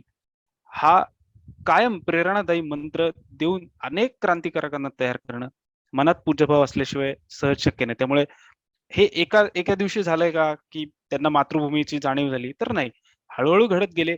पण त्या दृष्टीने त्यांनी केलेलं काम हे प्रचंड होत आणि म्हणूनच त्यांना स्वातंत्र्यवीर आपण जे म्हणतो ते त्या अर्थी म्हणतो. सात्यकीजी, तुमच्याचसाठी पुढचा प्रश्न आहे. आपण सावरकरांना हिंदू संघटक म्हणतो, पण सावरकरांच्या बरोबर. ते हिंदूंचं संघटन काय होतं, ते कुठल्या दृष्टीने एका हिंदू संघटनाकडे बघायचे?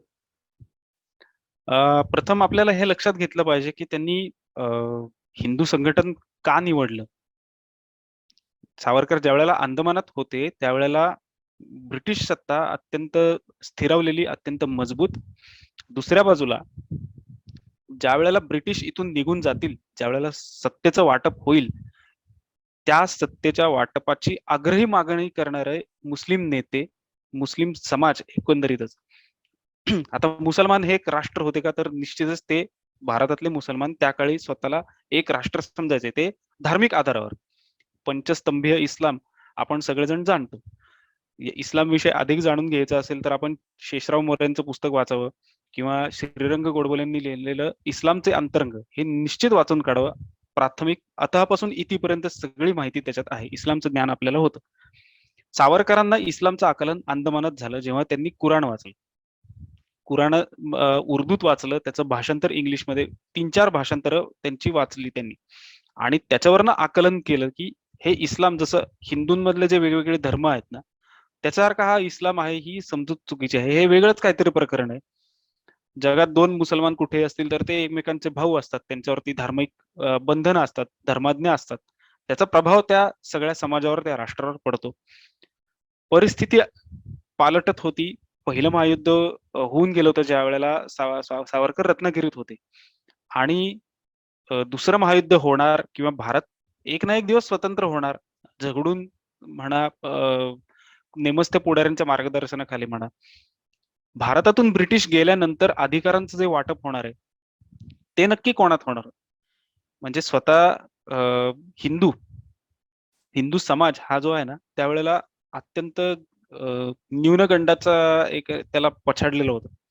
स्वतःला कोणी हिंदू म्हणून गेला सिद्ध होत नव्हतं. कारण का अशी ठाम समजूत होती की हिंदू म्हणजे गुलाम माणूस, काळा माणूस, आणि हिंदू हे नाव एक शिवीसारखं वापरलं गेलं. सावरकरांनी हा जो चुकीचा समज होता हा पहिल्यांदा दूर केला की हिंदू म्हणजे कोणी गुलाम नाही, काळा माणूस नाही. त्यांची व्याख्या अत्यंत साधी सोपी आहे. आसिंधू सिंधू पर्यंता यस्य भारत भूमिका पितृभू पुण्यभूश्चैव सवयी हिंदू इति स्मृता. आसिंधू सिंधू म्हणजे सिंधू नदीच्या उगमापासून खालच्या समुद्रापर्यंत, सिंधू पर्यंत ही भारतभूमी, ही ज्याची ज्याची पितृभूमी आहे आणि पुण्यभूमी आहे तो हिंदू. आता त्याच्यात 2 निकष आलेले आहेत, पितृभू आणि पुण्यभू. पितृभू म्हणजे माझ्या पितरांची भूमी, म्हणजे माझ्या 1-2 पिढ्या 3 पिढ्या आधी नाही. सिंधू नदीच्या काठी जी आमची संस्कृती ज्यांनी वसवली तिथपासनं आमची ती पितर, ते पूर्वज सुरू होतात. बरोबर आहे. मग त्यांच्या अंगात जे रक्त खेळत होतं, त्यांनी जी विवाह संस्था वगैरे स्थापन केली, ते जे पुढे जे प्रसृत होत आलं तेच रक्त आमच्या अंगात आहे. त्या पूर्वजांचंच रक्त आहे आमच्या अंगात. म्हणून त्यांची जी भूमी ती माझी भूमी आहे, हा एक निकष पूर्ण झालेला आहे. पुण्यभू म्हणजे ज्या धर्म परंपरांचे धर्म हे भारतात उगम पावले, त्या धर्म परंपरा अनुसरण करणारा तो हिंदू. मग भारतात धर्म कुठले उगम पावले? तर वैदिक धर्म आपण सगळेजण जाणतो. अवैदिक अशा ज्या काही आहेत आपल्याकडे उपासना पद्धती आहेत, जैन आहेत, शीख आहेत, अजून बौद्ध आहेत. हे सगळे हे प्रामुख्याने येणारे धर्म आहेत. नंतर अनेक त्याच्यात छोटे छोटे धर्म, उपासना पद्धती वेगवेगळ्या आहेतच. या सगळ्यांचं उगमस्थान हे भारत आहे आणि हा जो सगळा समाज आहे ना, ज्यांचं उगमस्थान भारत आहे, ज्या धर्मियांचं भारत हे उगमस्थान आहे, तो हिंदू आहे. आता यातून वगळले कोण जातात? तर मुसलमान वगळले जातात, ख्रिश्चन वगळले जातात, पारशी वगळले जातात आणि ज्यू वगळले जातात.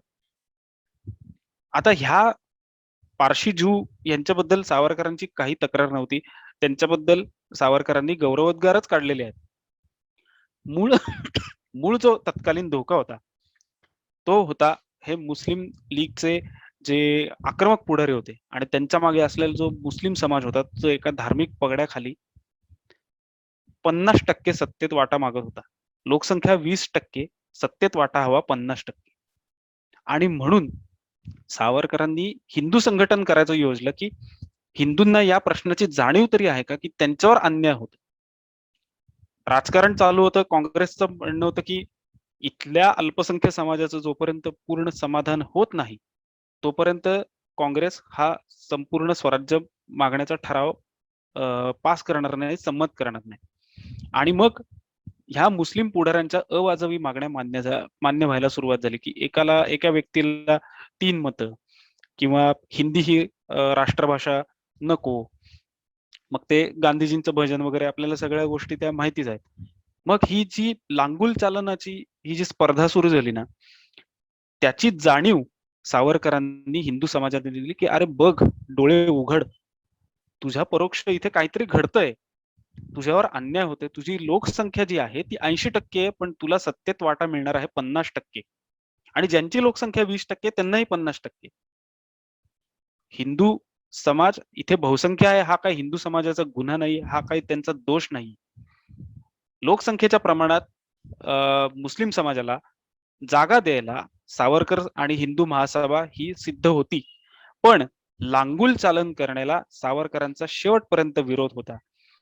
आणि संघटन का करायचं, तर माझ्यावर कोणीतरी अन्याय करत आहे. सीमेवर सैन्य का लागतं आपल्याला? आपल्या देशाच्या सीमा रक्षण करायचे असतात. उद्या सीमेवर सैन्य नसेल, शत्रू आपल्याला घरात घुसून मारेल.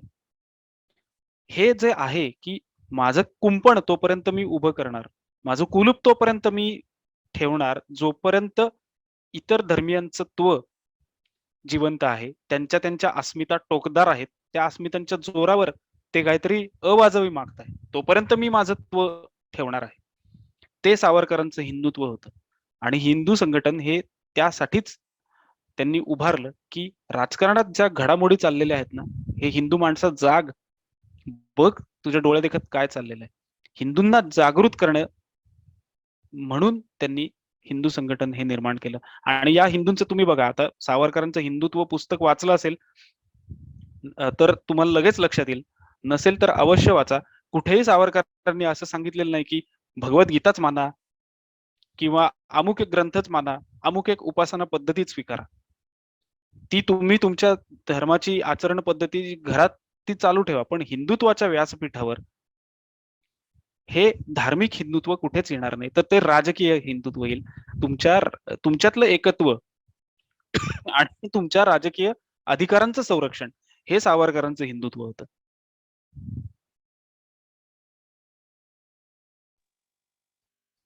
अक्षयजी, पुढचा प्रश्न तुमच्यासाठी आहे. सावरकर कुसुम कोमल कवी, थोर नाटककार, पत्रलेखक, निबंधकार म्हणून सतत वाचकांच्या भेटीला आले, परंतु व्यासंगाच्या बाबतीत सावरकरांची व्यक्तिगत आवडीनिवडी काय होत्या? सावरकरांचा म्हणजे व्यासंगाच्या बाबतीत फक्त म्हणायचं झालं, सावरकर सगळ्या प्रकारचं साहित्य म्हणजे वाचलेलं आहे. अगदी कादंबरी, निबंध, धार्मिक कुठल्या ग्रंथ असो, संत काव्य असो किंवा संतांचे संबंधीचे काही ग्रंथ असो, सगळे त्यांनी वाचलेले होते. विशेष करून त्यांना चरित्र म्हणजे विविध महापुरुषांचे चरित्र म्हणावं किंवा राज्यक्रांतांचा इतिहास किंवा अर्थशास्त्र पण सावरकरांचा आवडीचा विषय होता. त्याचबरोबर सावरकरांनी विविध भाषांचा अभ्यास केलेला होता. म्हणजे मराठी, इंग्रजी, संस्कृत ही त्यांची भाषा आवडती आणि हिंदी ही त्यांची हे त्यांना सहज अवगत होती आणि त्यांना त्याचं प्रभुत्व होतं. पण त्या व्यतिरिक्त सावरकरांनी तोडकं मोडकं सावरकरांना फ्रेंच यायचं, त्यांना थोडंफार गुजराती यायचं, उर्दू सावरकरांना उर्दू आणि फारसी पण सावरकर शिकलेले होते. त्यामध्ये लिहिता त्यांनी काव्यरचना पण केली आहे सावरकरांनी. तर त्यामुळे विविध भाषांचा अभ्यास करणं हा पण त्यांचा एक आवडीचा विषय होता. काव्य म्हणजे त्यावेळेची मोरोपंतांच्या आर्या यासारखे महाकवी किंवा यांचे ग्रंथ वाचणं. इंग्रजी साहित्याचा पण सावरकरांना चांगला अभ्यास होता, म्हणजे काव्याचा विशेष करून. लेडी लेक त्यांनी ते प्रसिद्ध काव्य आहे, सावरकरांनी मराठी भाषांतर अनुवाद केलेला होता. आणि इतिहास हा सावरकरांचा म्हणजे आवडीचा विषय होता. पेशव्यांची बखर, छत्रपती शिवाजी महाराजांचा इतिहास, नंतर पानिपत, त्यानंतर परदेशी आपण ज्याला म्हणू, त्याच्यामध्ये सगळ्यात त्यांचे आवडते जोसेफ मॅझिनी होते. जोसेफ मॅझिनीच्या सगळ्या 10 खंड ते आहेत आत्मचरित्राचे.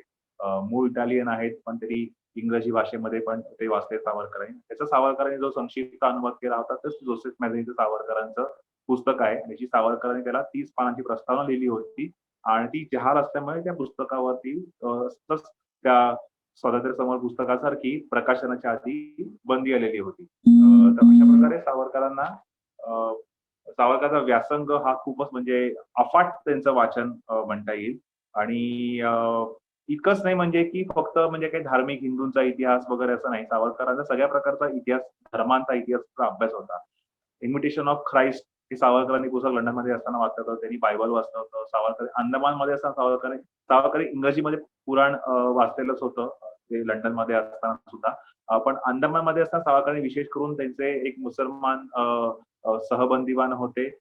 एक तिकडचे जे आपण असतात जेलर किंवा जेलर नाही, तिकडचे ते वरिष्ठ काही अधिकारी असतात, तर ते काही मुसलमान अधिकारी पण तिकडे होते. तर त्यांच्याकडनं सावरकरांनी त्यांच्या आग्रहास्तव ते म्हणाले की तुम्ही मूळ अरबी कुराण जे ज्या भाषेत लिहिलेलं आहे कुराण, ते तुम्ही मुळातून तुम्ही वाचा. पण ते म्हणाले मला तर काही ती भाषा येत नाही, तर आम्ही तुम्हाला वाचून दाखवतो त्याचे एक एक त्याची आयाता आणि तुम्हाला त्याचं भाषांतर करून दाखवतो.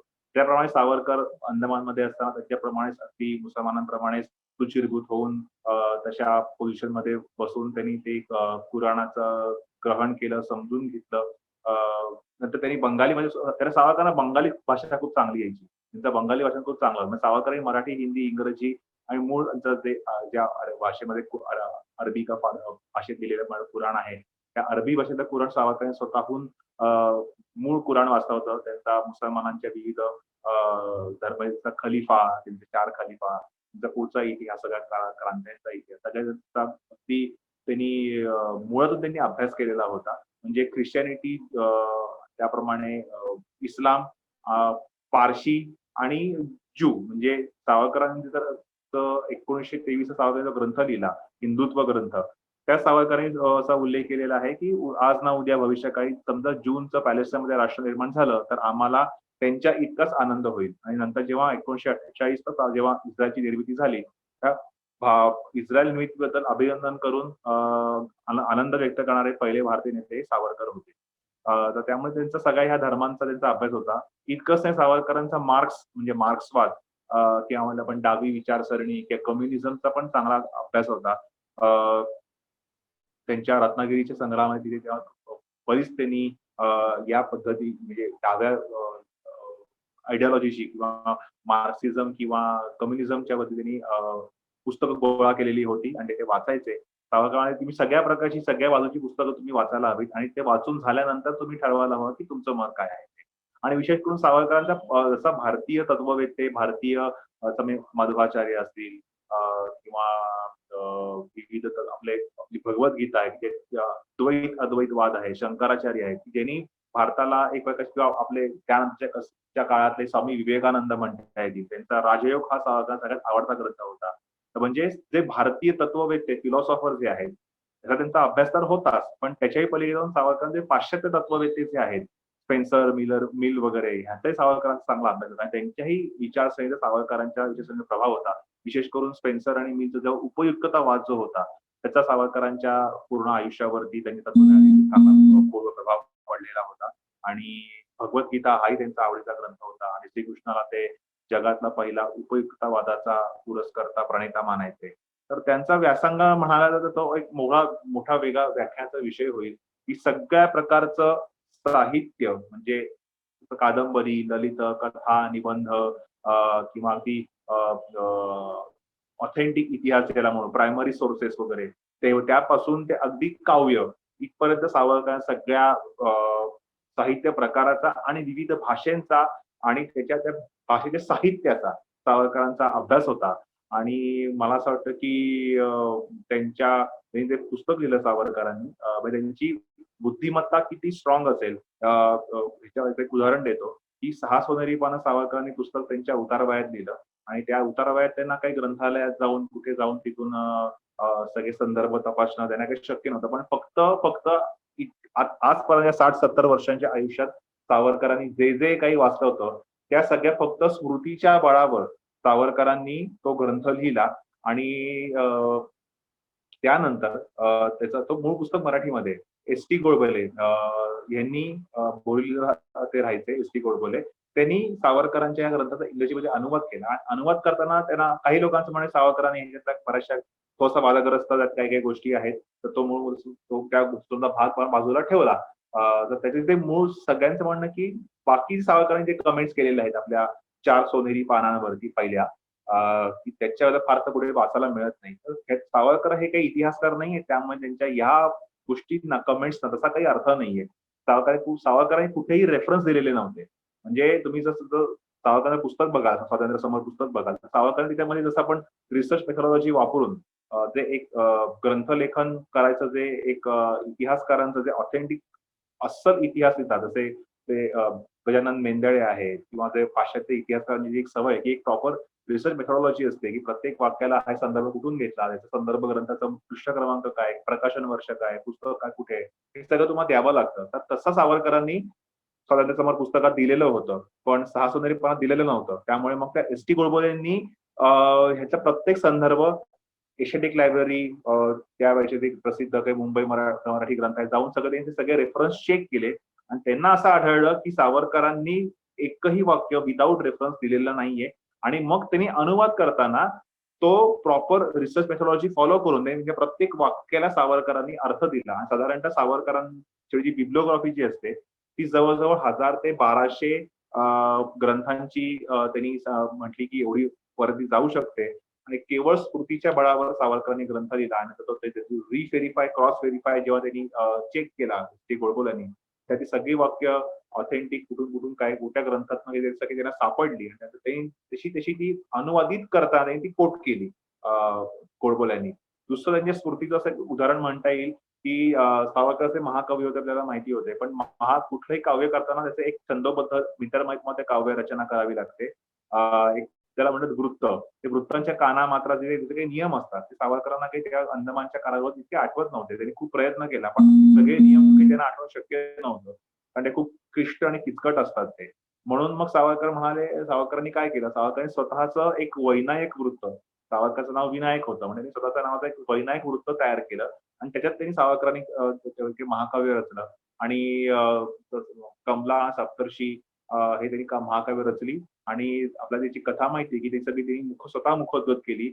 बाहेर जे जाणारे ते बंदिवान होते, ती सुटका होणार होती, त्या बंदिवानांकडून सावरकरांनी ते मुखोद्गत करून पाठ करून घेतलं आणि नंतर त्याचा एक कैदी जो होता तो नंतर सुटकाला त्यांच्या लहान भावाला नारायणराव सावरकरांना जाऊन भेटला आणि सगळं त्याने मुखोद्गत केलं म्हणून दाखवलं. ते सगळं नारायणराव सावरकरांनी उतरून घेतलं आणि सावरकरांनी तेव्हा ते टोपण नावानी, जगाच्या इतिहासातलं अशा प्रकारचं इतकं 6000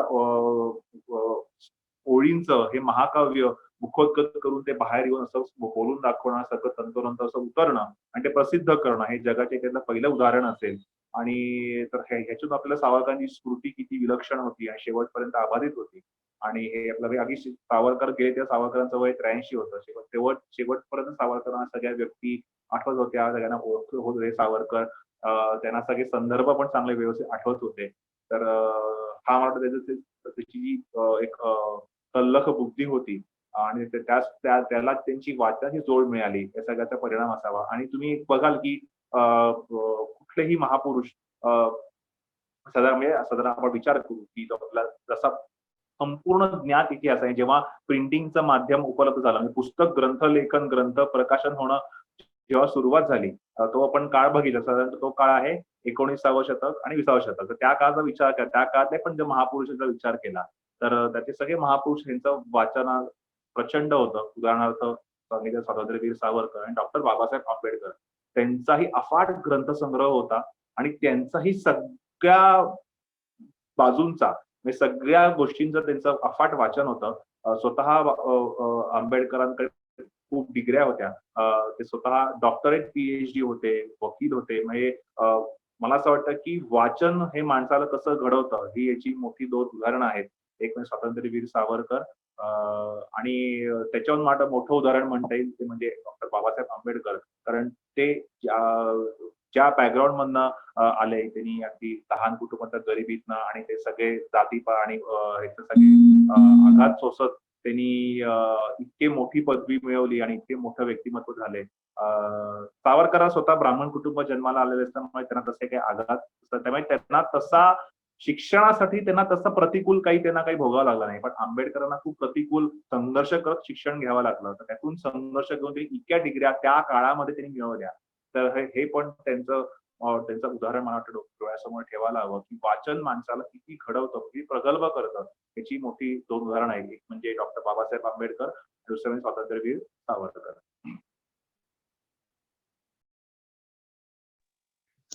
सात्यकीजी, पुढचा प्रश्न तुमच्यासाठी. सावरकरांच्या फर्ग्युसन पर्वाविषयी थोडक्यात सांगू शकाल का? कारण आपल्या सगळ्यांना माहितीये की ते वसतिगृहामध्ये होते आणि तिथे त्यांच्या एकूण राष्ट्रीय कार्याची झालेली जडणघडण आणि मातृभूमीसाठी सर्वस्व अर्पण करण्याची तयारी झालेली मानसिकता याच्याविषयी थोडक्यात सांगू शकाल का? मी स्वतः फर्ग्युसनची विद्यार्थिनी आहे, ती खोली सुद्धा पाहिली आहे, पण त्यांचे कष्ट हे फर्ग्युसन पर्वाच्या पलीकडचे आणि त्या समकालीन घडलेले सांगू शकाल का? निश्चितच. फर्ग्युसनच्या एकंदरीतच वास्तव्यात जशी आकलन शक्ती होती बरीच सावरकरांकडे. काय निश्चित करायचं, कुठल्या प्रकारचं संघटन करायचं, ब्रिटिशांना कुठे मात द्यायची, याची एक रणनीती सुद्धा सावरकर वेळोवेळी आखायचे. हिंदू संघटन म्हणा किंवा तिथल्या विद्यार्थ्यांचं संघटन म्हणा, यासाठी छत्रपती शिवाजी महाराजांची आरती सावरकरांनी रचली. ज्या वेळेला ते वसतिगृहात होते, तिथल्या आर्यन संघात ही आरती नित्य नेमाने म्हटली जायची.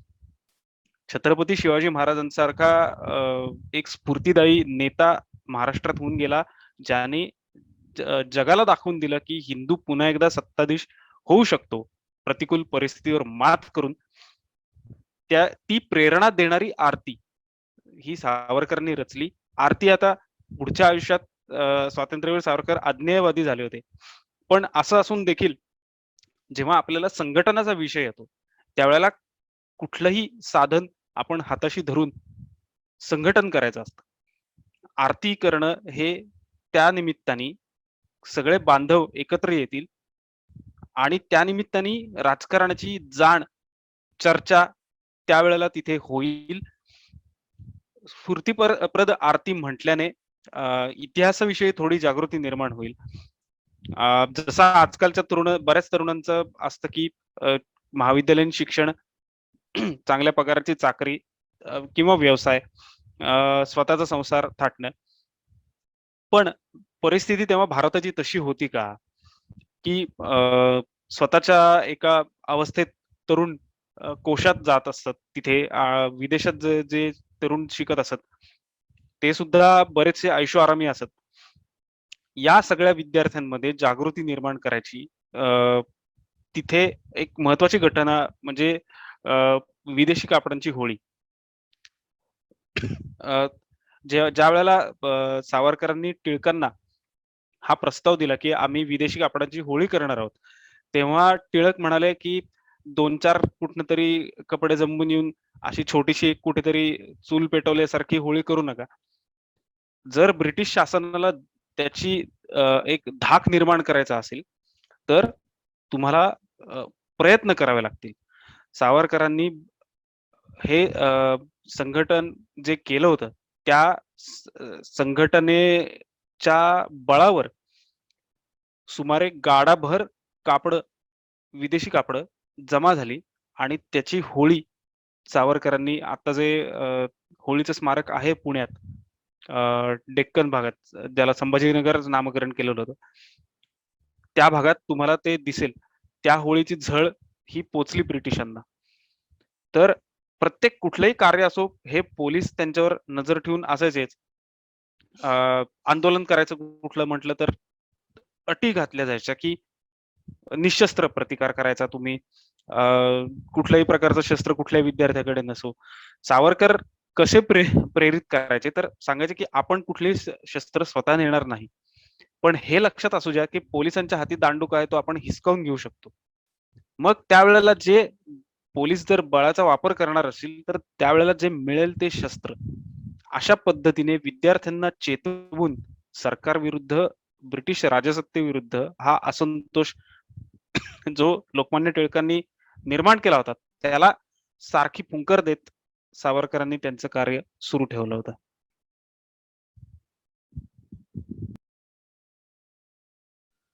सात्यकी, सावरकर लंडन येथे गेले, तिथे त्यांची आणि महात्मा गांधींची एक भेट झाल्याचा प्रसंग आहे.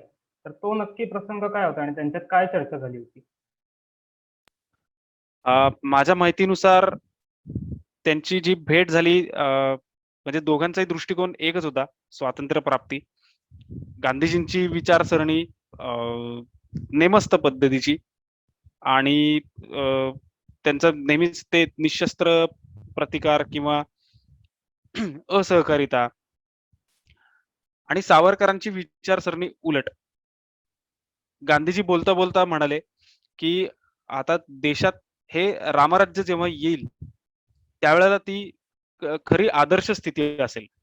सावरकरांनी त्यांना उत्तर दिलेलं आहे की रामराज्य जर देशात आणायचं असेल तर रावणाचा आधी वध करावा लागतो, तर देशात रामराज्य येईल. म्हणजे विचारांची स्पष्टता ही सावरकरांकडे अधिक प्रमाणात होती. त्यावेळेला ज्या काही चर्चा व्हायच्या इंग्लंडमध्ये, त्यावेळेला सावरकरांचा पक्ष आणि गांधीजींचा पक्ष हे दोन्ही असायचे. आणि सावरकरांच्या भाषणांनी प्रभावित होऊन गांधीजींच्या सोबत जी काही मंडळी होती ती प्रभावित होऊन सावरकरांच्या संघात मिसळली होती. असा हा एकूण इतिहास आहे.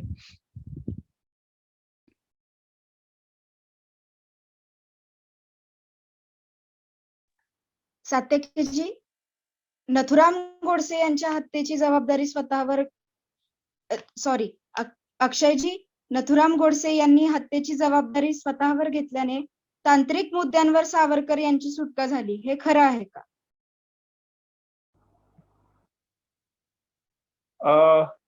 नाही, ह्याच्यामध्ये मुद्दा असा आहे की नथुरामनी काही जबाबदारी स्वतःवर घेतली नाही. आधीपासूनच नथुराम गोडसे आणि नाना आपटे हे स्वतंत्र विचारसरणीचे युवकच होते. आणि त्याचे वेगवेगळे प्रत्यंतर आपल्याला त्यांच्या पूर्ण चा अभ्यास केला चरित्राचा किंवा सावरकर चरित्राचा तर दिसून येतं. नथुरामनी आधी एकदा महात्मा गांधीच्या सभेमध्ये एकदा चर्चा सभा चालायच्या तिथे बाहेर काळेजणी दाखवून घोषणा वगैरे केलेल्या होत्या. त्या स्वतः सावरकर त्यांना छापलं होतं नथुरामला की तुम्ही अशा काही प्रकारच्या त्यांच्या सभेमध्ये व्यत्यय आणू शकत नाही, तर तुम्हाला निषेध करायचा असेल, तुम्हाला काही पटत नसेल त्यांचं काही करणं, तुम्ही वेगळा सभा घ्या. कारण आपण जेव्हा आपल्या सभेमध्ये जेव्हा काँग्रेस आपल्या काही व्यत्यय वगैरे आणते आपण त्यांना नावं ठेवतो आणि तुम्ही परत तेच करता, हे काही योग्य नाहीये. आणि कुठल्याही स्वकीय नेत्याची हत्या करणं हे सावरकर विचारसरणीमध्ये कधी बसत नाही. नामदार गोखले सावरकर लंडनमध्ये असताना तिथे काही सहकारी होते, त्यांनी ठरवलं की नामदार गोखलेंनी चुकीची काही विधानं केलेली होती, त्याच्यामुळे आपण त्यांना मारून टाकू असं त्यांनी ठरवलं. अभिनव तिकडच्या प्री इंडस्ट्रीच्या काही सहकार्यांनी लगेच सावरकरांना कळलं, ते सगळ्यांना थांबवलं आणि सांगितलं की नामदार गोखलेंची आणि आपलं जहाल मवाळ वाद जरी असला, त्यांच्या आपल्या गोष्टी काही पटत नसल्या तरी ते देशभक्त आहेत आणि स्वातंत्र्याच्या नंतर एक मोठे अर्थशास्त्रज्ञ म्हणून देशाला त्यांची अत्यंत आवश्यकता आहे. त्यांच्या देशभक्तीवरती पण संशय घेऊ नये आणि स्वकीयांवरती तर कधी आपण त्यांची हत्या करणं हे मला पटत नाही. आपल्या क्रांतिकार्यामध्ये बसत नाही. कारण काय होईल, भारत स्वतंत्र झाल्यानंतर आता तुम्ही देशाच्या विरुद्ध काही बोलला ह्या नावाखाली त्याची हत्या करत बसाल आणि नंतर त्याची परिणती वैयक्तिक सुडामध्ये होऊ शकते आणि देशामध्ये अराजकता माजू शकते. आणि कुठल्याही प्रकारे हत्येचं समर्थन हे वैयक्तिक कारण असो किंवा राष्ट्राचं कारण असो होऊ शकत नाही. जर तुम्हाला एखादी खरंच देशद्रोही आहे किंवा त्यांनी देशाचं खूप नुकसान केलंय तर त्याच्यावरती आपली जी मोठी न्याय व्यवस्था आहे त्या माध्यमातून तुम्ही योग्य काही खटले दाखल करून गुन्हे दाखल करून त्यांना शिक्षा करू शकता. या न्याय व्यवस्था सावरकरांचा पूर्णपणे विश्वास होता. म्हणजे स्वतंत्र भारताच्या न्याय व्यवस्थेवरती. देशांच्या न्याय व्यवस्थेवर सावरकरांचा विश्वास नव्हताच, कारण ते न्यायी शासन नव्हतंच. पण जेव्हा भारत स्वतंत्र झाला 47 साली, तेव्हा त्या न्याय व्यवस्थेवर सावरकरांचा पूर्ण विश्वास होता. आणि तांत्रिक मुद्द्यावर सुटका झाली ह्याला काही जसा काही बेसिकली अर्थच नसतो. कारण जर स्वतःच्या ह्याच्यावरती सुद्धा आळा घेतला असता तरी स्वतंत्र परत हे संशयित आहे, तर संशय दुसरी कोणी व्यक्ती किंवा सरकार सुद्धा त्यांच्यावरती कोणी गुन्हे दाखल करू शकलं असतं की बाबा तांत्रिक मुद्द्यांवरती किंवा हायकोर्टामध्ये अपील करणं, अशा बरेचसे गोष्टी असतात त्याच्यामध्ये. त्या कुठल्या ह्याच्यामध्ये सरकार किंवा इतर कुठल्या लोकांनी कधी केस दाखल केली नाही की तांत्रिक मुद्द्यावरती नथुरामनी स्वतःच्यावरती आळा घेतला म्हणून सुटका झाली वगैरे. कारण मुद्दा असा आहे की सावरकरांच्या विरुद्ध काही पुरावे उपलब्ध नव्हते. पुरावे उपलब्ध का नव्हते? कारण सावरकरांच्या मध्ये काही हातच नव्हता. सावरकरांना केवळ फक्त नथुराम गोडसे आणि नाना आपटे हे हिंदू महासभेचे कार्यकर्ते होते. सावरकरांना मानायचे, त्यांच्या पेपरावरती सावरकरांचा फोटो छापायचे आणि त्यांच्या 1-2 दौऱ्यामध्ये ते सावरकरांच्या सोबत होते. या फक्त एकाच नावाखाली सावरकर जसे क्रांतिकारकांचे मुकुटमणी होते. इंदिरा जॅक्सनच्या वधामध्ये सावरकर हे मास्टर माइंड होते.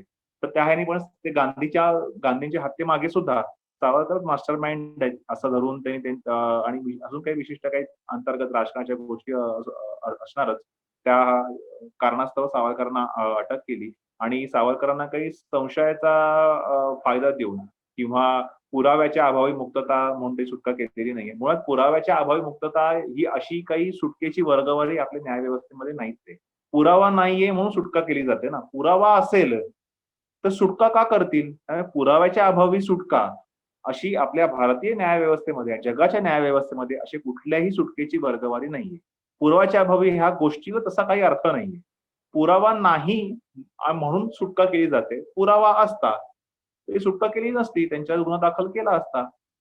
दुसरी एक वर्ग सुटका कशी होते एखाद्या व्यक्तीची, तर ती होते संशयाचा फायदा देऊन. तर त्याच्यात जे कोर्टाने जो निर्णय दिलेला आहे, कोर्टाने कुठेही असा उल्लेख केलेला नाहीये की संशयाचा फायदा म्हणून सावरकरांना किंवा पुरेसे पुरावे उपलब्ध नाहीत म्हणून सावरकरांची सुटका केली वगैरे अशी काहीही स्टेटमेंट केलेलं नाही. ते स्पष्टपणे म्हणलंय की सावरकरांची संपूर्णपणे निर्दोष मुक्तता करण्यात येत आहे. तर त्यामुळे नथुरामनी स्वतःवरती आळ घेतल्यामुळे सावरकर सुटका झाली ह्या तशा स्टेटमेंटला तसा काही अर्थ नाहीये. कारण मग ठीक आहे, आपण म्हणू की तुम्ही असं म्हणताय, जे म्हणतायत लोक, मग सावरकरांच्या विरुद्ध पुरावे काय आहेत? आणा पुढे, काहीच प्रॉब्लेम नाहीये. तेव्हाही आणले गेले आणि आताही कोणी आणत नाहीये. कपूर कमिशनचा जो गोष्ट आहे ती फक्त ते कपूर कमिशनचं स्टेटमेंट आहे की कदाचित सावरकरवाद्यांचा ह्याच्यामध्ये म्हणजे निष्कर्ष आहे की सावरकरवाद्यांचा ह्याच्यामध्ये हात आहे असंच कपूर कमिशन म्हणतं. त्याच्या आधी पण कपूर कमिशन असं म्हणतं की ह्या सगळ्याचा विचार करता असा निष्कर्ष निघतो की सावरकरांचा ह्याच्यामध्ये हात आहे. परत तेच कपूर कमिशन 2 पानांना पुढे म्हणतं असं की या सगळ्या निष्कर्ष असा निघतो की सावरकरवाद्यांचा हात आहे. आणि मुळात कपूर कमिशन हे काही न्याय व्यवस्था नाहीये. ते फक्त एक फॅक्ट फाइंडिंग कमिटी सारखी एक कमिशन नेमलेलं होतं. त्या सांगितलेलं होतं की गांधी हत्येच्या मागे नथुराम किंवा ज्या नथुराम हे त्यांची हत्या करणार आहे याचा काही सुगावा त्यावेळेच्या काही पोलिसांना, मंत्र्यांना किंवा कोणाला काही लागलेला होता का? सुद्धा लागला असेल सुगावा, तुम्हाला याची माहिती असेल तर त्याच्यावरती काय ऍक्शन घेतली, ह्याचा फक्त फॅक्ट फाइंडिंग करणं, ह्याच्यासाठी चौकशी समिती म्हणून ती नेमलेली होती एक प्रकारची. एक इन्क्वायरी कमिशन ज्याला आपण म्हणतो. आणि ह्याच्यामध्ये कुठेही गांधी हत्येमध्ये सावरकर किंवा इतर कोणी इन्व्हॉल्व्ह होतं का? त्यांनी फक्त जस्ट जाता त्यांनी फक्त एक त्यांचं जे काही ढोबळ स्टेटमेंट करणं की त्यांचं जे काही निरीक्षण म्हणू शकतो, त्याला आपण ऑब्झर्वेशन म्हणू शकतो, ते मांडलेलं होतं. आणि नुकतंच न्यायालयाने आता काही 2 वर्षापूर्वी कोविडच्या आली पंकज फडणवीस जे आहेत अमेरिकेचे, त्यांनी ह्याच्यावरती काही एक पिटिशन दाखल केलेली होती. त्याच्यावर न्यायालयाने निर्णय असा दिला होता अॅमिकस क्युरीचं नेमणूक वगैरे करून की कधीही इन्क्वायरी कमिटीचे अधिकार हे न्यायालयाच्या वरती नसतात आणि त्यांना कुठल्या प्रकारे असा न्यायालयाचा निर्णय रिव्हर्स करायचा अधिकार नसतो. तर त्यामुळे ह्या कपूर कमिटीच्या स्टेटमेंटला तसा काही न्याय व्यवस्थेच्या दृष्टीने तसा त्याला काही अर्थ नाहीये. तर त्यामुळे सावरकर आणि ह्याच्या अजून कोणाला खोलात डिटेल वाचायचं असेल, जाणून घ्यायचं असेल, कारण एका लहान सत्रामध्ये ह्याच्यावरती सगळ्या बाजूनी बोलणं अशक्य आहे. म्हणून तर नुकतंच शेषराव मोरेंचं पुस्तक प्रकाशित झालेलं आहे, गांधी हत्या सावरकरांची बदनामी, ते वाचू शकता. किंवा माझं सावरकरांचं आक्षेपाने वाचतो हे प्रत्येकी सावरकरांनी मृत्यूंजय प्रकाशित केलेलं पुस्तक आहे. त्याच्यावरती मी गांधी हत्या कपूर आणि सावरकर असं एक प्रकरण लिहिलेलं आहे, दीर्घ प्रकरण आहे. त्याच्यामध्ये हे सगळ्याचा सविस्तर उहापोह केलेला आहे.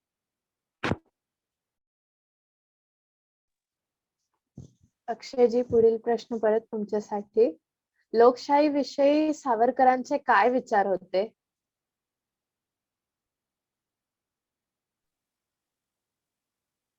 सावरकर हे मूळतः मानवतावादी लोकशाहीच होते. म्हणजे त्यांच्या मृत्यूच्या पूर्वी 1965 नोव्हेंबरमध्ये, म्हणजे अगदी सावरकर 66 फेब्रुवारीमध्ये गेले. बरोबर 3-4 महिने आधी सावरकरांची शेवटची मुलाखत ऑफिशियली घेण्यात आली. ती घेतली होती ऑर्गनायझरच्या साप्ताहिकांनी. त्या सावरकरांना विचारलं होतं की तुमच्या स्वप्नातला भारत काय आहे? सावरकर म्हणाले, आता जो भारत आहे, स्वतंत्र भारत आहे, तोच माझ्या स्वप्नातला भारत आहे. माझ्या स्वतंत्र भारत म्हणजे हाच आहे की तो लोकशाहीवादी आहे, समतावादी आहे, सगळ्या जाती धर्माच्या पंथाच्या लोकांना या भारतामध्ये सर्व पूर्णपणे सगळे अधिकार समतेने उपभोगता येत आहेत. कोणी अल्पसंख्याक आणि कोणी बहुसंख्याक कोणावरती विशेष अधिकार न देता सगळ्यांना समान अधिकार दिले जात आहेत. असा माझ्या स्वप्नातला भारत आहे. आणि आता जो आपला स्वतंत्र भारत आहे, जे आपण संविधान मान्य केलेलं आहे, तोच माझ्या स्वप्नातला भारत आहे. आणि कायम सावरकरांची ज्यांच्या संघटनेमध्ये वगैरे सुद्धा प्रत्येक व्यक्तीला त्यांची विरुद्ध मतं का असेना मांडायचा पूर्णपणे अधिकार होता. त्यामुळे आपण लक्षात घ्या की अभिनव भारतामध्ये सगळ्या प्रकारची लोक होती. म्हणजे अगदी काँग्रेस पण नंतर काँग्रेसमध्ये गेलेले काही अधिकारी होते, ते सुद्धा सावरकरांचे म्हणजे राजगोपालाचारी आहेत किंवा मला खेर सुद्धा मला अभिनव भारती संबंधित वगैरे होते. मानवेंद्र नाईक यांनी सावरकरांच्या त्यांच्या क्रांतिकाराचं कौतुक केलेलं आहे की तुमच्याकडनं आम्ही ती प्रेरणा घेतली. याचं कारण असं की सावरकरांनी कधीही सावरकरांपासून एखादी व्यक्ती सावरकर हे एक हुकुमशाही आहेत किंवा आम्हाला आमचं म्हणणं मोकळेपणे मांडू देत नाहीत अशा प्रकारे आरोप करून कधी झालेले नाहीयेत. हा, सावरकरांच्या आमची काही मतभिन्नता आहे किंवा त्यांची मतं आम्हाला पटत नाहीत वगैरे अशी काही भरपूर लोक असू शकतील, ते प्रत्येक व्यक्तीच्या बाबतीमध्ये असू शकतं. पण सावरकर हे हुकुमशहा आहेत किंवा त्यांच्या संघटनेमध्ये लोकशाही नाहीये असा कधी कोणी आरोप त्यांच्या विरोधकांनी सुद्धा तेव्हा कधी केलेला नव्हता. तर त्यामुळे सावरकरांनी त्यांच्या संघटनेमध्ये आधी अभिनव भारत, मग फ्री इंडिया सोसायटी, अंदमानमध्ये किंवा रत्नागिरीमध्ये समाजकार्य करताना किंवा नंतर हिंदू महासभेमध्ये सावरकरांनी कायम लोकशाही जपलेली आहे. सगळ्या प्रकारची विविध जाती धर्माची प्रांतातली लोक सावरकरांच्या सोबत तेव्हा होती. त्यांची एक संघटन कौशल्य तुम्हाला हवं असेल तर त्यात तुम्हाला हुकुमशाह राहून चालत नाही. काही काळानंतर तुमची जी हुकुमशाही प्रवृत्ती उफाळून वरती येते, हळूहळू लोक त्यातून दूर होत जातात. सावरकरांमध्ये असं कधी घडलेलं नाहीये की त्यांच्यापासून लोक काही दूर गेली नाहीत. हिंदू महासभा फुटली किंवा हिंदू महासभेनंतर त्याचा ऱ्हास झाला हे तर कारण होतं हिंदू महासभा गांधी हत्येनंतर नथुराम हिंदू महासभेचा कार्यकर्ता नंतर त्यांनी जो काही स्टँड घेतला हिंदू महासभेने आणि त्याची जी परिस्थिती जी होती त्या कारणास्तव हिंदू महासभेचा ऱ्हास होत गेला. आणि त्या 48 नंतर सावरकर हिंदू महासभा तसे काही संपर्कामध्ये नव्हते. त्यामुळे ती सावरकरांची हिंदू महासभा राहिलेली नव्हती 48 नंतर. त्यामुळे सावरकर असेपर्यंत सावरकरांनी आधी म्हणजे म्हणता येईल की 37 सालापर्यंत हिंदू महासभा ही काँग्रेसच्या अंतर्गत हिंदूंसाठी सामाजिक त्यांच्या प्रश्नांवर काम करणारी अशी ती एक काँग्रेसच्या अंतर्गत एक संस्था होती, सामाजिक संस्था होती ती. त्याच्या कार्यकारिणीवरती महात्मा गांधींचं पण नाव आहे. मदन मोहन मालवीय यांसारखे काँग्रेसचे जे अध्यक्ष किंवा नेते हे हिंदू महासभेचे सुद्धा अध्यक्ष राहिलेले होते. 37 सालानंतर सावरकरांनी मध्ये त्याला पूर्णपणे वेगळी राजकीय पक्ष म्हणून त्याला ओळख मिळवून दिली आणि ज्याची कुठेही कधीही अगदी जिल्ह्यामध्ये सुद्धा काही कार्यालय नव्हती. ती हिंदू महासभे सावरकरांच्या फक्त 6 वर्षाच्या अध्यक्षीय कारकिर्दीमध्ये भारतातल्या प्रत्येक जिल्ह्यामध्ये आणि तालुक्यामध्ये हिंदू महासभेचं कार्यालय तेव्हा ओपन झालेलं होतं. इतका तेव्हा रिच त्या काळी जेव्हा दळणवळण साधनं इतकी जलद उपलब्ध नव्हती त्या काळामध्ये ती उपलब्ध होती. आजही आपण बघू शकतो की आजही जे काँग्रेस इतर पक्ष जे आहेत म्हणजे अगदी भाजप सुद्धा का होईना आता कुठे मोदी 2 च्या ह्याच्यामध्ये प्रत्येक जिल्हा तालुक्यामध्ये अगदी भारतभर हे तुम्हाला मुंबई सोडून त्यापैकी आसाम, बंगाल सारख्या ठिकाणी सुद्धा काही ठिकाणी त्यांची कार्यालय नव्हती भाजपची, ती आता या मोदी 1च्या शेवटी आणि मोदी 2च्या दरम्यान ती ओपन झालेली आहेत. म्हणजे त्यांना सुद्धा इतका काळ लावा लागला. पण त्या फक्त 6 वर्षाच्या काळाखिरीमध्ये त्यांच्या काही कुठल्या प्रकारचं आर्थिक त्यांना पाठबळ नव्हतं. सगळी विरोधी विचारसरणीची लोक होती. पण फक्त सावरकरांचा एक प्रभाव आणि त्यांचं एक बलय ह्याच्यामुळे सावरकरांचे कष्ट गवळेंनी प्रचंड केलेले होते. तर त्या कारणास्तव सावरकरांनी त्यावेळेच्या अखंड भारतामध्ये प्रत्येक जिल्ह्यामध्ये त्यांनी जवळजवळ त्यांनी त्यांची कार्यालय स्थापन केलेली होती. आणि त्याचं कारण सावरकर लोकशाहीवादी होते आणि लोकशाहीवादी नेता नसेल तर अशा गोष्टी शक्य होत नाही. अर्थात सावरकरांना संघटन करायला किंवा त्याच्यातून एक मोठा राजकीय पक्ष तयार करून भारतभर त्याचा वटवृक्ष करायची जी संधी फार कमी काळ मिळाली. फक्त 37 सालापासून ते 47 सालापर्यंत माहिती फक्त ऍक्च्युअल काम त्यांनी फक्त 37 साल ते 44 पर्यंत केलं. त्यानंतर सावरकरांना प्रकृती अस्वस्थतेमुळे सावरकरांना शेवट त्यांचं जे हिंदू महासभेचं अध्यक्ष त्यांचं कारकीर्द भाषण जे होतं तेव्हा सावरकरांना अक्षरशः स्ट्रेचरवरनं त्या भाषणाकरता घेऊन गेलेले होते. आणि नंतर सावरकरांना 3 हार्ट अटॅक आले होते 45 साली. 45 ते 47 सावरकर पूर्णपणे अंथरुणाला खिळून होते. हंतरुणाला खिळून म्हणता येणार नाही पण म्हणू की त्यांना प्रवास करायची की मुभा नव्हती. सांगलीला वाचननगरमध्ये जाऊन ते राहिलेले होते आणि फाळणीमुळे पण त्यांना खूप दुःख झालेलं होतं आणि त्यामुळे त्यांची ऍक्च्युअल कारागिर्द फक्त 6 वर्षांची होती. त्यामुळे त्यांनी सगळा विस्तार केला, जिल्हा सगळे पोहोचवले, सगळं सगळं ते जरी असलं तरी एक राजकीय पक्ष म्हणून तुम्हाला 6 वर्ष पुरत नाही. एक काँग्रेसचा पर्याय निर्माण करणं, ते तुम्हाला 6 वर्ष पुरत नाही. ते तुम्हाला किमान 10 ते 15 वर्षाचा कालावधी नक्कीच द्यावा लागतो आणि त्यावेळेस ती दळणवळणी साधनं बघता तर नक्कीच किमान 20 वर्ष तरी त्यांना द्यावी लागली असती. त्यांना कमी मिळाल्यामुळे सावरकरांना जी राजकीय पक्ष नेता हिंदू महासभेचा म्हणून ती थोडीशी आपल्याला अशी वाटू शकते की अयशस्वी आहे. तर ती अयशस्वी आहे याचं कारण असं म्हणतंय की त्यांना कालखंड कमी मिळाला. पण ते कुठल्याही प्रकारे सावरकरांकडे संघटन कौशल्य कमी होतं असं नाहीये. ते संघटन कौशल्य नसतं. तर हिंदू महासभा तेव्हा त्या काळामध्ये बंगाल सारख्या त्या भागामध्ये सुद्धा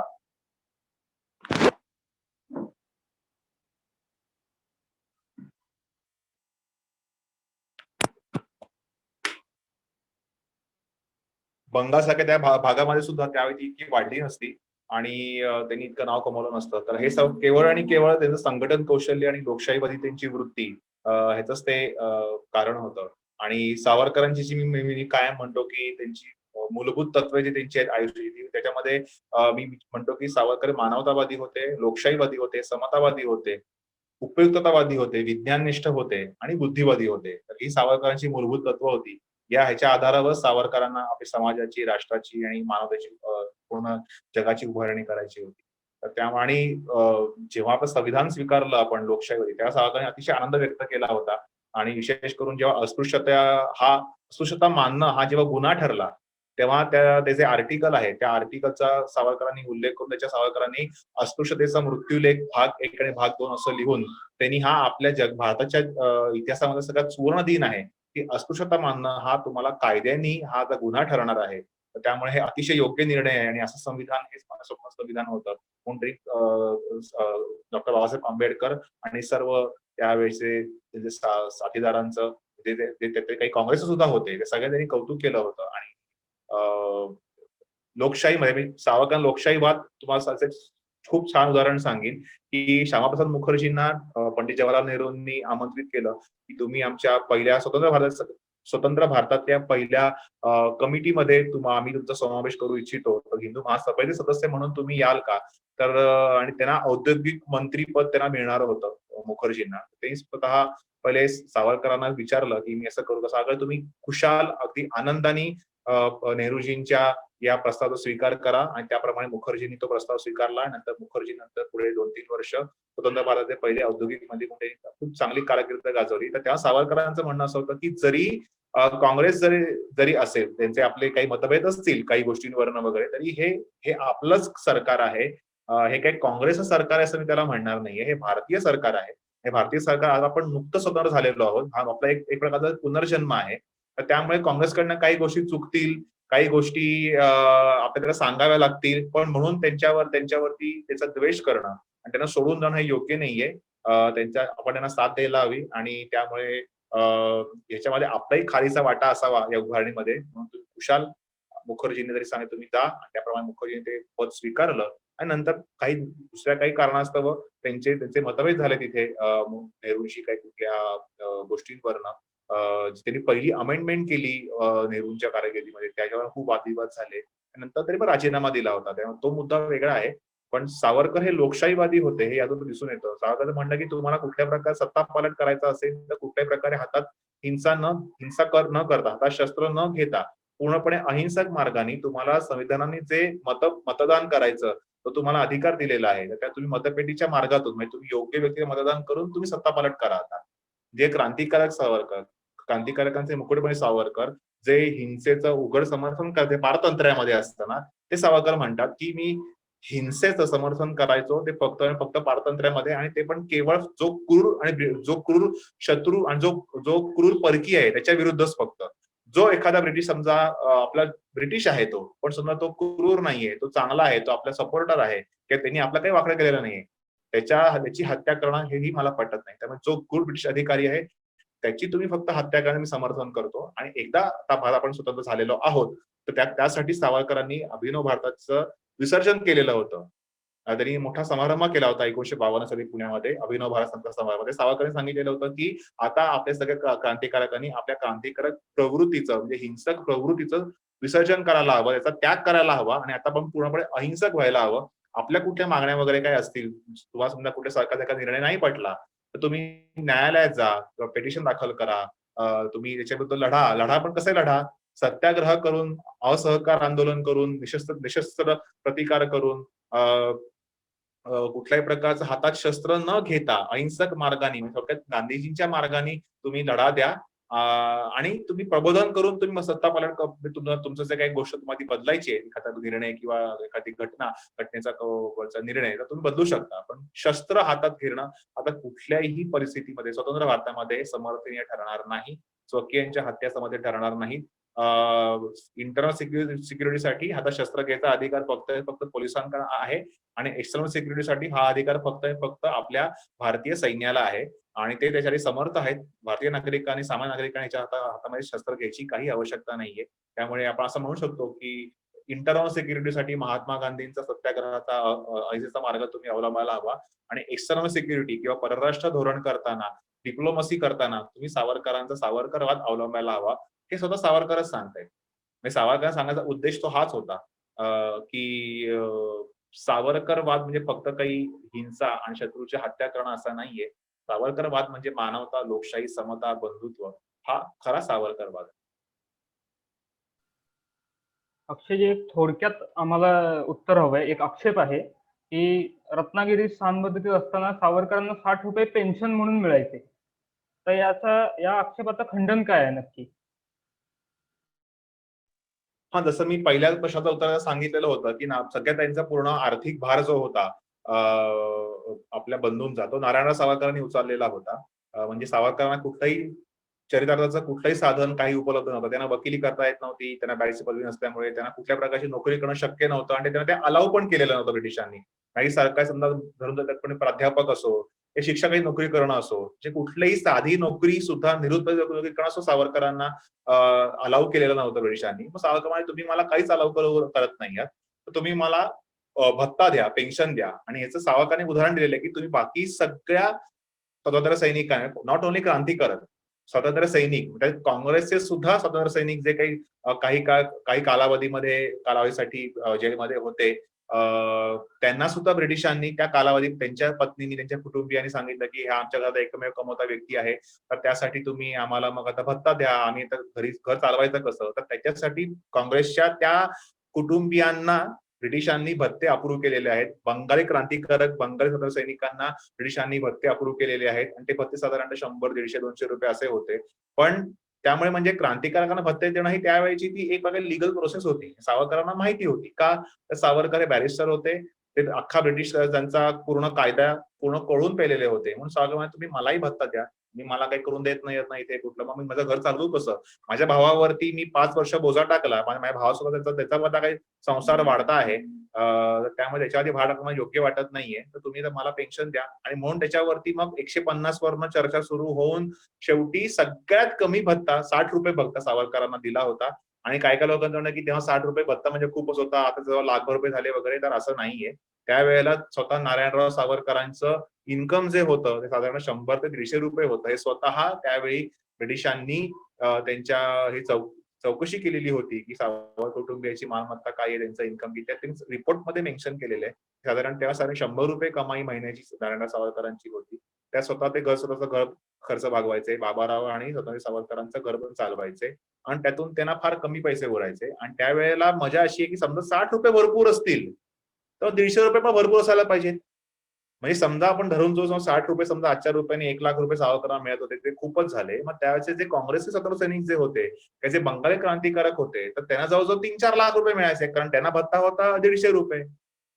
ह्याचा अर्थ मध्यमवर्गीय, उच्च मध्यमवर्गीयापासून भेद करायचा झाला तर सावरकर तरी मध्यमवर्गीयच ठरतात आणि बाकी सगळे क्रांतिकारक सगळे उच्च मध्यमवर्गीय ठरतात. त्यामुळे इथेही सावरकरांमध्ये अन्याय झालेला होता. 60 रुपये काही मी असं म्हणेन की खूप जास्त पण नव्हते, खूप कमी पण नव्हते. बरं, असा काही होता का की सावरकरांना जे इतर सावरकरांचे सहकारी किंवा त्यांचे बंधू त्यांना काही काचकूच करत होते द्यायला, तर असं नाहीये. सावरकरांना बऱ्याचशा थैल्या पण मिळालेल्या होत्या तेव्हा. त्यातून सावरकरांना सहज निभाव लागला असता. त्यांची जबाबदारी घ्यायला त्यावेळेचे मोठे मोठे हिंदू व्यावसायिक, हिंदू संघटक मोठे भागोजी शेटकी त्यांच्या पाठी उभे होते, हे तयार होते. पण सावरकरांचं म्हणणं की ब्रिटिशांकडनं ते अप्रूव्ह करून घेणं मला काय करायचंय, तर ब्रिटिशांच्या पैशांनी, ज्या ब्रिटिशांनी आपला पैसाच लुबाडून त्यांचा हा पैसा उभारलेला आहे, तर तो पैसा आम्हालाच देणं, हे काय उपकार कोण देत नाहीयेत ते पैसे, हा आपलाच पैसा आहे, तो आपल्याला लुबाडून तयार केलेला आहे. दुसरी गोष्ट, ब्रिटिशांच्याच पैशांनी, ब्रिटिशांच्याच चा पैसा वापरून शत्रूच्या विरुद्ध कट कारस्थाना करायची, म्हणजे शत्रूच्याच बंदुका वापरून, शत्रूचा दारुगोळा वापरून शत्रूवरती हल्ला करायचा, असा तो प्रकार सावरकरचा प्लॅन होता. आणि त्यावेळेस सावरकरांनी त्याप्रमाणे गुप्तपणे क्रांतिकार्य सुरू ठेवलेलंच होतं त्यावेळेला. आणि यातून मग सावरकरांनी दुसरं एक लिगल गोष्ट अशी होती की म्हणजे त्यावेळेचे अधिकारी होते, ब्रिटिशांचे अधिकारी, असं मेन्शन केलं की जर समजा आपण सावरकरांना हा भत्ता अप्रूव्ह केला, तर एक प्रकारे अप्रत्यक्षपणे सावरकर हे राजकीय म्हणजे राजबंदीवान आहेत, पॉलिटिकल प्रिझनर आहेत, हे आपण मान्य करू, की जे आपल्याला तेव्हापर्यंत ब्रिटिश सरकार मान्य करत नव्हतं. आणि सावरकरांना हे मान्य करून घ्यायचं होतं की मी राजकीय बंदीवान आहे, मी काही चोर, दरोडेखोर किंवा बलात्कारी वगैरे नाहीये. कारण अंदमानमध्ये सगळ्या प्रकारचे कैदी होते, क्रांतिकारक पण होते, चोर पण होते, दरोडेखोर होते, जन्मठेपे गेलेले बलात्कारी वगैरे सगळे लोक होते. त्यातला एक भाग होता तो राजकीय बंदीवानांचा होता. त्याच्यामध्ये सावरकर होते, बाजेंद्र कुमार घोष, सन्याल वगैरे होते. तर सावरकरांचं म्हणणं की अप्रत्यक्षपणे सावरकरांकडनं, ब्रिटिशांकडनं मला हे मान्य करून घेत होतं की मी राजकीय बंदीवान आहे आणि एक प्रकारचा तो माझा अधिकार आहे बंदीवान म्हणून, तो त्यांनी मला द्यावा, म्हणून सावरकरांनी भत्ता मागितला. आणि सावरकर या सगळ्या पैशाचा सावरकरांनी उपयोग आता स्वतःसाठी त्यांना काही थोडंसं त्यांना काही 2 वेळचं जेवण लागायचं त्यांनी उपयोग केला असेल, पण त्याच्यात सगळ्यात जास्त पैसा त्यांनी कुठे ओतला असेल, तर त्यांनी समाजकार्याकरता ओतला. सावरकरांनी असा उल्लेख आहे 12व्या सावरच्या चित्रामध्ये की एका मांग मुलीचा पूर्ण शिक्षणाचं किंवा पूर्ण तिला तिच्या पालन पोषणाची जबाबदारी सावरकरांनी स्वतःवरती घेतलेली होती. त्यामुळे सावरकरांनी अशा समाजकार्यामध्ये एखाद्या महिलेला, छोट्या मुलगी, लहान मुलगी होती ती, तर त्या एका मुलीचं पूर्ण शिक्षणाचा, पालन पोषणाचा खर्च उचलणे आणि गुप्त क्रांतिकारक कारवाया करणे, अशासाठी सावरकरांनी त्या पैशाचा उपयोग केलाय. आणि मला असं वाटतं काही गैर आहे याच्यामध्ये, शत्रूचा पैसा वापरून शत्रूच्या विरुद्ध कारवाया केल्या, त्यात काहीच गैर नाही. हा ही हुशारी आहे उलट, मी तर म्हणेन. सात्विकीजी, आपल्यासाठी पुढचा प्रश्न आहे. अंदमानमध्ये जाण्यापूर्वी सावरकर हे उग्र क्रांतिकारक होते, जहाल गटातीत होते, पण अंदमानमधून आल्यानंतर त्यांचे थोडीस धोरण मवाळ झालं का? एकही शस्त्रास्त्र लढा त्यांनी उभारला नाही. त्याच्या परिस्थितीजन्य कारण काय होती साधारण? एकही लढा उभारला नाही, याचं प्रामुख्याने एक कारण आहे की ती म्हणजे त्यांनी जी अट मान्य करावी लागली त्यांना अंदमानातून स्थानांतरित होऊन रत्नागिरीत येण्यासाठी. तसं म्हणलं तर सावरकर हे परकी सत्तेविरोधात नेहमीच सशस्त्र क्रांतिकारकांच्या बाजूने उभे राहिलेले आहेत. जे म्हणजे असं नाही की नेमस्त मंडळी किंवा अहिंसा याच्यावर सावरकरांचा विश्वास नव्हता. आपण मगाशी ऐकलं की भागानगरचा हा सत्याग्रह जो होता तो पूर्ण निशस्त्र होता. पण ब्रिटिश सत्तेला जर खिळखिळ करायचा असेल तर जोडीने काही प्रयत्न निश्चित करावे लागणार होते. सावरकरांना स्वतः राजकारणात सहभाग घ्यायला ब्रिटिशांनी बंदी घातली होती, किंबहुना त्यांनी ती अट मान्य केली होती. त्याच्यामुळे, आणि तुम्ही एक लक्षात घ्या, अंदमान हे मानसिक आणि शारीरिक दृष्ट्या इतकं थकवणारं प्रकरण आहे. अंदमानची एक कुप्रसिद्धी म्हणा किंवा ख्याती म्हणा त्या तुरुंगाची, तिथल्या त्या डेव्हिड बॅरी जो होता जेलरची तिथल्या, एकदा का बंदिवान आतमध्ये गेला की त्याला इतक्या मोठ्या मोठ्या शिक्षा द्यायच्या की तो सुटून येण्याची शक्यता फार कमी असायची. त्या सगळ्या अग्निदिव्यातून दोन्ही सावरकर बंधू सुटून सुखरूपपणे आले. वजन त्यांचं प्रचंड कमी झालं होतं आणि एक मानसिक परिणाम त्यांना नंतरच्या आयुष्यात सुद्धा भोगावे लागले अंदमान मध्ये सहन केलेल्या कष्टांमुळे, मानसिक कष्टांमुळे. तर ह्या सगळ्या परिस्थितीतून जेव्हा एखादा मनुष्य पुन्हा बाहेर येतो, त्याच्यानंतर त्याला 12 वर्ष हे रत्नागिरी जिल्ह्याच्या बाहेर पडायला सुद्धा बंदी घातलेली आहे. अशा सगळ्या परिस्थितीत सशस्त्र क्रांती करणं सावरकरांनी, म्हणजे बाहेर आल्यावर पुन्हा एकदा शस्त्र उचलणं, हे अत्यंत आत्मघातकी ठरलं असतं. पुन्हा ब्रिटिशांनी त्यांना अडकवलं असतं, पुन्हा अंदमान नाहीतर दुसरीकडे ठेवून त्यांना मरेस्तोवर तिकडे सडवलं असतं. मग त्याच्यानंतर सावरकरांनी कितीही आवेदनं धाडली असती किंवा कितीही बंदीगृहातली त्यांची वागणूक ही एखादी चांगली ठेवली असती, तरीही सावरकरांना त्यांनी सोडलं नसतं. म्हणजे शस्त्र उचलणं स्वतः सावरकरांनी हा आत्मघात ठरला असता.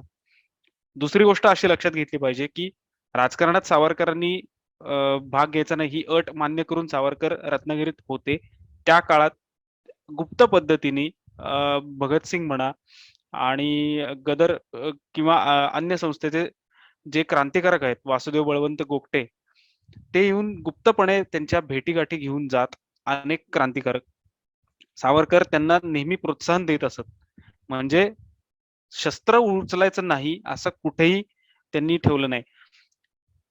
साधनानाम अनेकता असं जे म्हणतो की नाही आपण, ती अनेक प्रकारची साधनं वापरून या ब्रिटिश सत्तेला खिळखिळ करायचं आहे, याच्यासाठी सावरकरांनी शेवटच्या श्वासापर्यंत प्रयत्न केले. नुकतंच आपण लोकतंत्राबद्दल अक्षयजींकडनं ऐकलं सावरकरांचे विचार. पण लोकतंत्र केव्हा, जेव्हा स्वकीयांचं राज्य येईल. हे ब्रिटिश काय दयाळू मायबाप सरकार वगैरे नव्हतं. सावरकरांच्या बाबतीत नेहमी त्यांनी पक्षपात केला. आता जे पेन्शनची योजना ती बघितली, इतर राजकीय बंदिवानांना 150 रुपये, तर यांना 60 रुपये, ते सुद्धा अनेक प्रकारचे आवेदन करून. तर नेहमी हा सावरकरांच्या बाबतीत पक्षपात होत राहिला आहे. त्याच्यामुळे ही सत्ता काय ब्रिटिशांची सत्ता काय दयाळू, ते इतक्या सहजासहजी भारताला स्वातंत्र्य असं दिलं असं म्हणणारे नव्हते. त्यांना खिळखिळ करूनच सोडणं हे भाग होतं. याच्यात नंतरच पुढे राशीबिहारी बोस यांच्याशी सावरकरांनी पत्रव्यवहार केला. राशीबिहारी बोस यांनी जपानमध्ये आझाद हिंद सेना उभारली होती आणि ज्या वेळेला सुभाषबाबू हे सावरकरांना भेटायला आले, त्यावेळेला सावरकरांनी कारण विचारलं की तुम्ही मला का भेटायला आला? तर ते म्हणले की मी तुमच्या आधी मोहम्मद अली जिनांकडे गेलो होतो आणि त्यांनी मला धुतकारलं या शब्दात की तुम्ही हिंदूंचा पुढारीच नाही. मी मुस्लिम लीगचा पुढारी आहे, मुसलमानांचा प्रतिनिधी म्हणून मी तुमच्याशी बोलतोय. तुम्ही हिंदूंचा पुढारी नाहीये. तुमच्याकडे एकही पद नाही महत्वाचं. मग हिंदूंचा पुढारी कोण? तर सावरकर. जा तुम्ही त्यांना भेटा आणि त्यांना ते बोलणी करतायत माझ्याशी, ते विचारा. ते जर तयार असतील तर मी बोलणी करायला येतो. त्यांनी बोलणी करायला यावं माझ्याकडे, ही अट घातली जिनांनी. ज्या वेळेला सुभाषबाबू गेले सावरकरांकडे, त्यावेळेला आता तुम्ही काय करणार वगैरे सगळ्या गोष्टी झाल्या. ते कलकत्त्यामधल्या त्या हॉलवेलचा पुतळा उखडणार वगैरे असं एकंदरीत योजना होती सुभाषचंद्र बोसांची. सावरकर त्यांना म्हणाले, ज्या माणसाच्या अंगात ब्रिटिश सत्ता उखडून द्यायची धमक आहे, त्या माणसाने पुतळे हलवण्याच्या गोष्टी कराव्यात. तुम्ही इथून बाहेर पडा. तुम्ही निष्ठून जपानमध्ये जा, तिथे राशीबिहारी बोसांना भेटा. त्यांनी पत्रव्यवहार दाखवला सगळा. त्यांना भेटा, तिकडे सैन्य तयार आहे. इंग्लंडचे जे विरोधक आहेत, जे ज्यांनी युद्धाची फळी उभारलेली इंग्लंड विरोधात, त्या राष्ट्राच्या प्रमुखांना जाऊन भेटा. त्यांचं सहकार्य घ्या आणि भारतावर हल्ला करा, बाहेरून आक्रमण करा, सशस्त्र आक्रमण करा. निशस्त्र प्रतिकार करा, त्यांना सुचवलं नाही त्यांनी. त्याच्यामुळे सावरकरांचा सशस्त्र क्रांतीवर विश्वास तेवढाच होता, जेवढा त्यांचा नेमस्त मंडळींना पाठिंबा होता. म्हणजे प्रतियोगी सहकारिता सावरकर शब्द उच्चारायचे. गांधीजींचा असहकार होता, पूर्ण असहकार, पण प्रतियोगी. जिथे जिथे आपल्याला अनुकूल असेल तिथे ते सरकारशी वाटाघाटी करायच्या, पण सगळंच अगदी शरणागत असल्याप्रमाणे सोडून द्यायचं असंही नाही. त्यामुळे हा प्रयोग सावरकरांनी वारंवार केलेला आहे. सशस्त्र क्रांतीला देखील त्यांचा तितकाच पाठिंबा होता. अगदी अगदी खरं आहे सत्यकेजी. ज्या वयात आम्ही तरुण भौतिकवादाकडे वळतो, त्या वयामध्ये इतकी राष्ट्रभक्ती खरंच म्हणजे हे आपण जे करतोय ते फार सोपं आहे. हे तुमचं खरंच भारावून टाकणारं ठरलं. शेवटच्या प्रश्नाकडे येतोय आपण. सात्यकीजी, पारंपरिक स्रोत म्हणजेच ग्रंथ किंवा पुस्तक वाचणे आज थोडं जटिल स्वरूपाचं होत आहे आणि थोडं कंटाळवाणं सुद्धा होतंय. तर अशा परिस्थितीमध्ये दृकश्राव्य माध्यमातून सावरकर यांच्या आयुष्यावर कुठली वेब सिरीज किंवा डॉक्युमेंटरी उपलब्ध आहेत का? आणि उपलब्ध असेल तर ती का बघा? माझ्या मते डॉक्युमेंटरी ही फारच पूर्वी भारत सरकारनेच काढलेली आहे. त्याच्यानंतर बाबूजींनी म्हणजे सुधीर फडकेंनी जो चित्रपट काढला वीर सावरकर, त्या चित्रपटात त्यांनी पूर्ण सावरकर मांडण्याचा प्रयत्न केलेला आहे. पण झालंय काय की वेळ अभावी तो पूर्ण 3 तासाचा चित्रपट आहे आणि वेळेअभावी त्यांना हिंदू महासभेची अधिवेशनं, सावरकरांची भूमिका जी होती रत्नागिरीनंतर राजकीय भूमिका, ती एकदम प्रभावशाली अशी काही दाखवता आली नाही. वेब सीरीजसाठी काम सुरू आहे, एवढंच मी आता सांगतो. पण जसं आता आपण हे आयोजित केलेलं आहे Zoom मीटिंगच्या माध्यमाने, तसं आता अक्षयजी इथे आहेतच. अन्य देखील वक्ते उत्तम आहेत.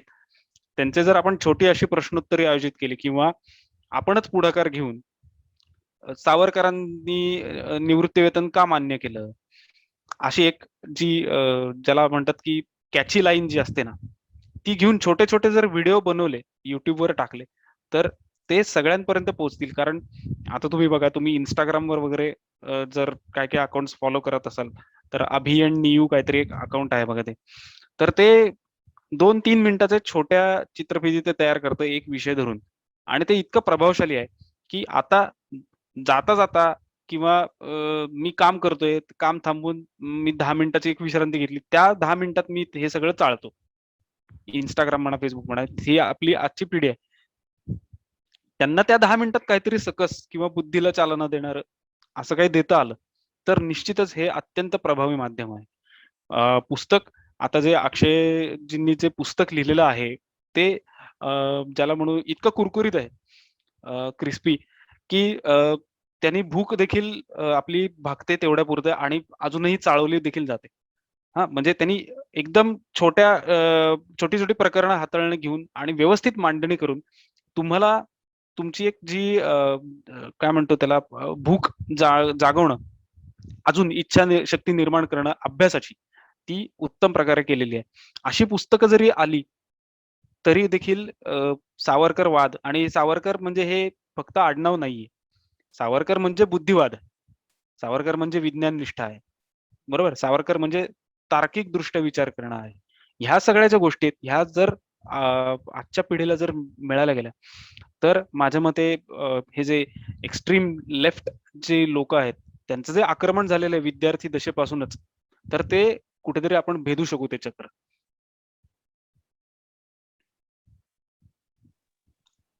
सगळेच आपण अगदी सावरकरांच्या आठवणींना आज उजाळा मिळाला. सगळ्याच आपल्या अगदी मंत्रमुग्ध झालेलो आहोत. अनेक फुले फुलती, फुलोनिया सुकून जाती, धन्य ती वृक्षलता, निर्वंश जिचा देश आखता. हे खरंच अगदी भारावून टाकणारं व्यक्तिमत्व स्वातंत्र्यवीर सावरकर म्हणजे. ही चर्चा अशीच चालत राहावी आणि सावरकरांसारख्या व्यक्तिमत्वाचं ज्ञानामृत आमच्या चरित्राला अजून उद्यमशील करावं असं वाटतं खरं, पण वेळेची मर्यादा आपल्या सगळ्यांनाच आहे. आपल्या दोन्ही अतिथीगणांनी त्यांच्या व्यासंगाची चुणूक आम्हाला दाखवली आणि आम्हाला कृतकृत्य केलं. आपला मोलाचा वेळ आम्हाला दिला, याच्याबद्दल खरंच सर्वांचे मनपूर्वक आभार. आणि परिषदेच्या अखिल भारतीय विद्यार्थी परिषदेच्या वतीने सुद्धा मी तुमचे आभार मानते. आणि ही चर्चा होण्यासाठी ज्यांनी मनापासून आपले योगदान दिलं ते सगळ्यांचे आभार. सावरकर म्हणजे सूर्य आहेत, पण आता आपल्या सर्वांना त्या सूर्याची तिरीप आता हिंदू राष्ट्रासाठी अधिक आशादायक वाटू लागली आहे. आमच्यासारख्या युवकांना प्रेरणा मिळत आहे. अशा स्वातंत्र्यवीर सावरकर यांना कोटी कोटी अभिवादन. खरंच ते नाही तर काहीच नाही. कार्यक्रम संपला असं मनापासून जाहीर करते आणि पुन्हा एकदा सगळ्यांचे मनपूर्वक धन्यवाद. धन्यवाद.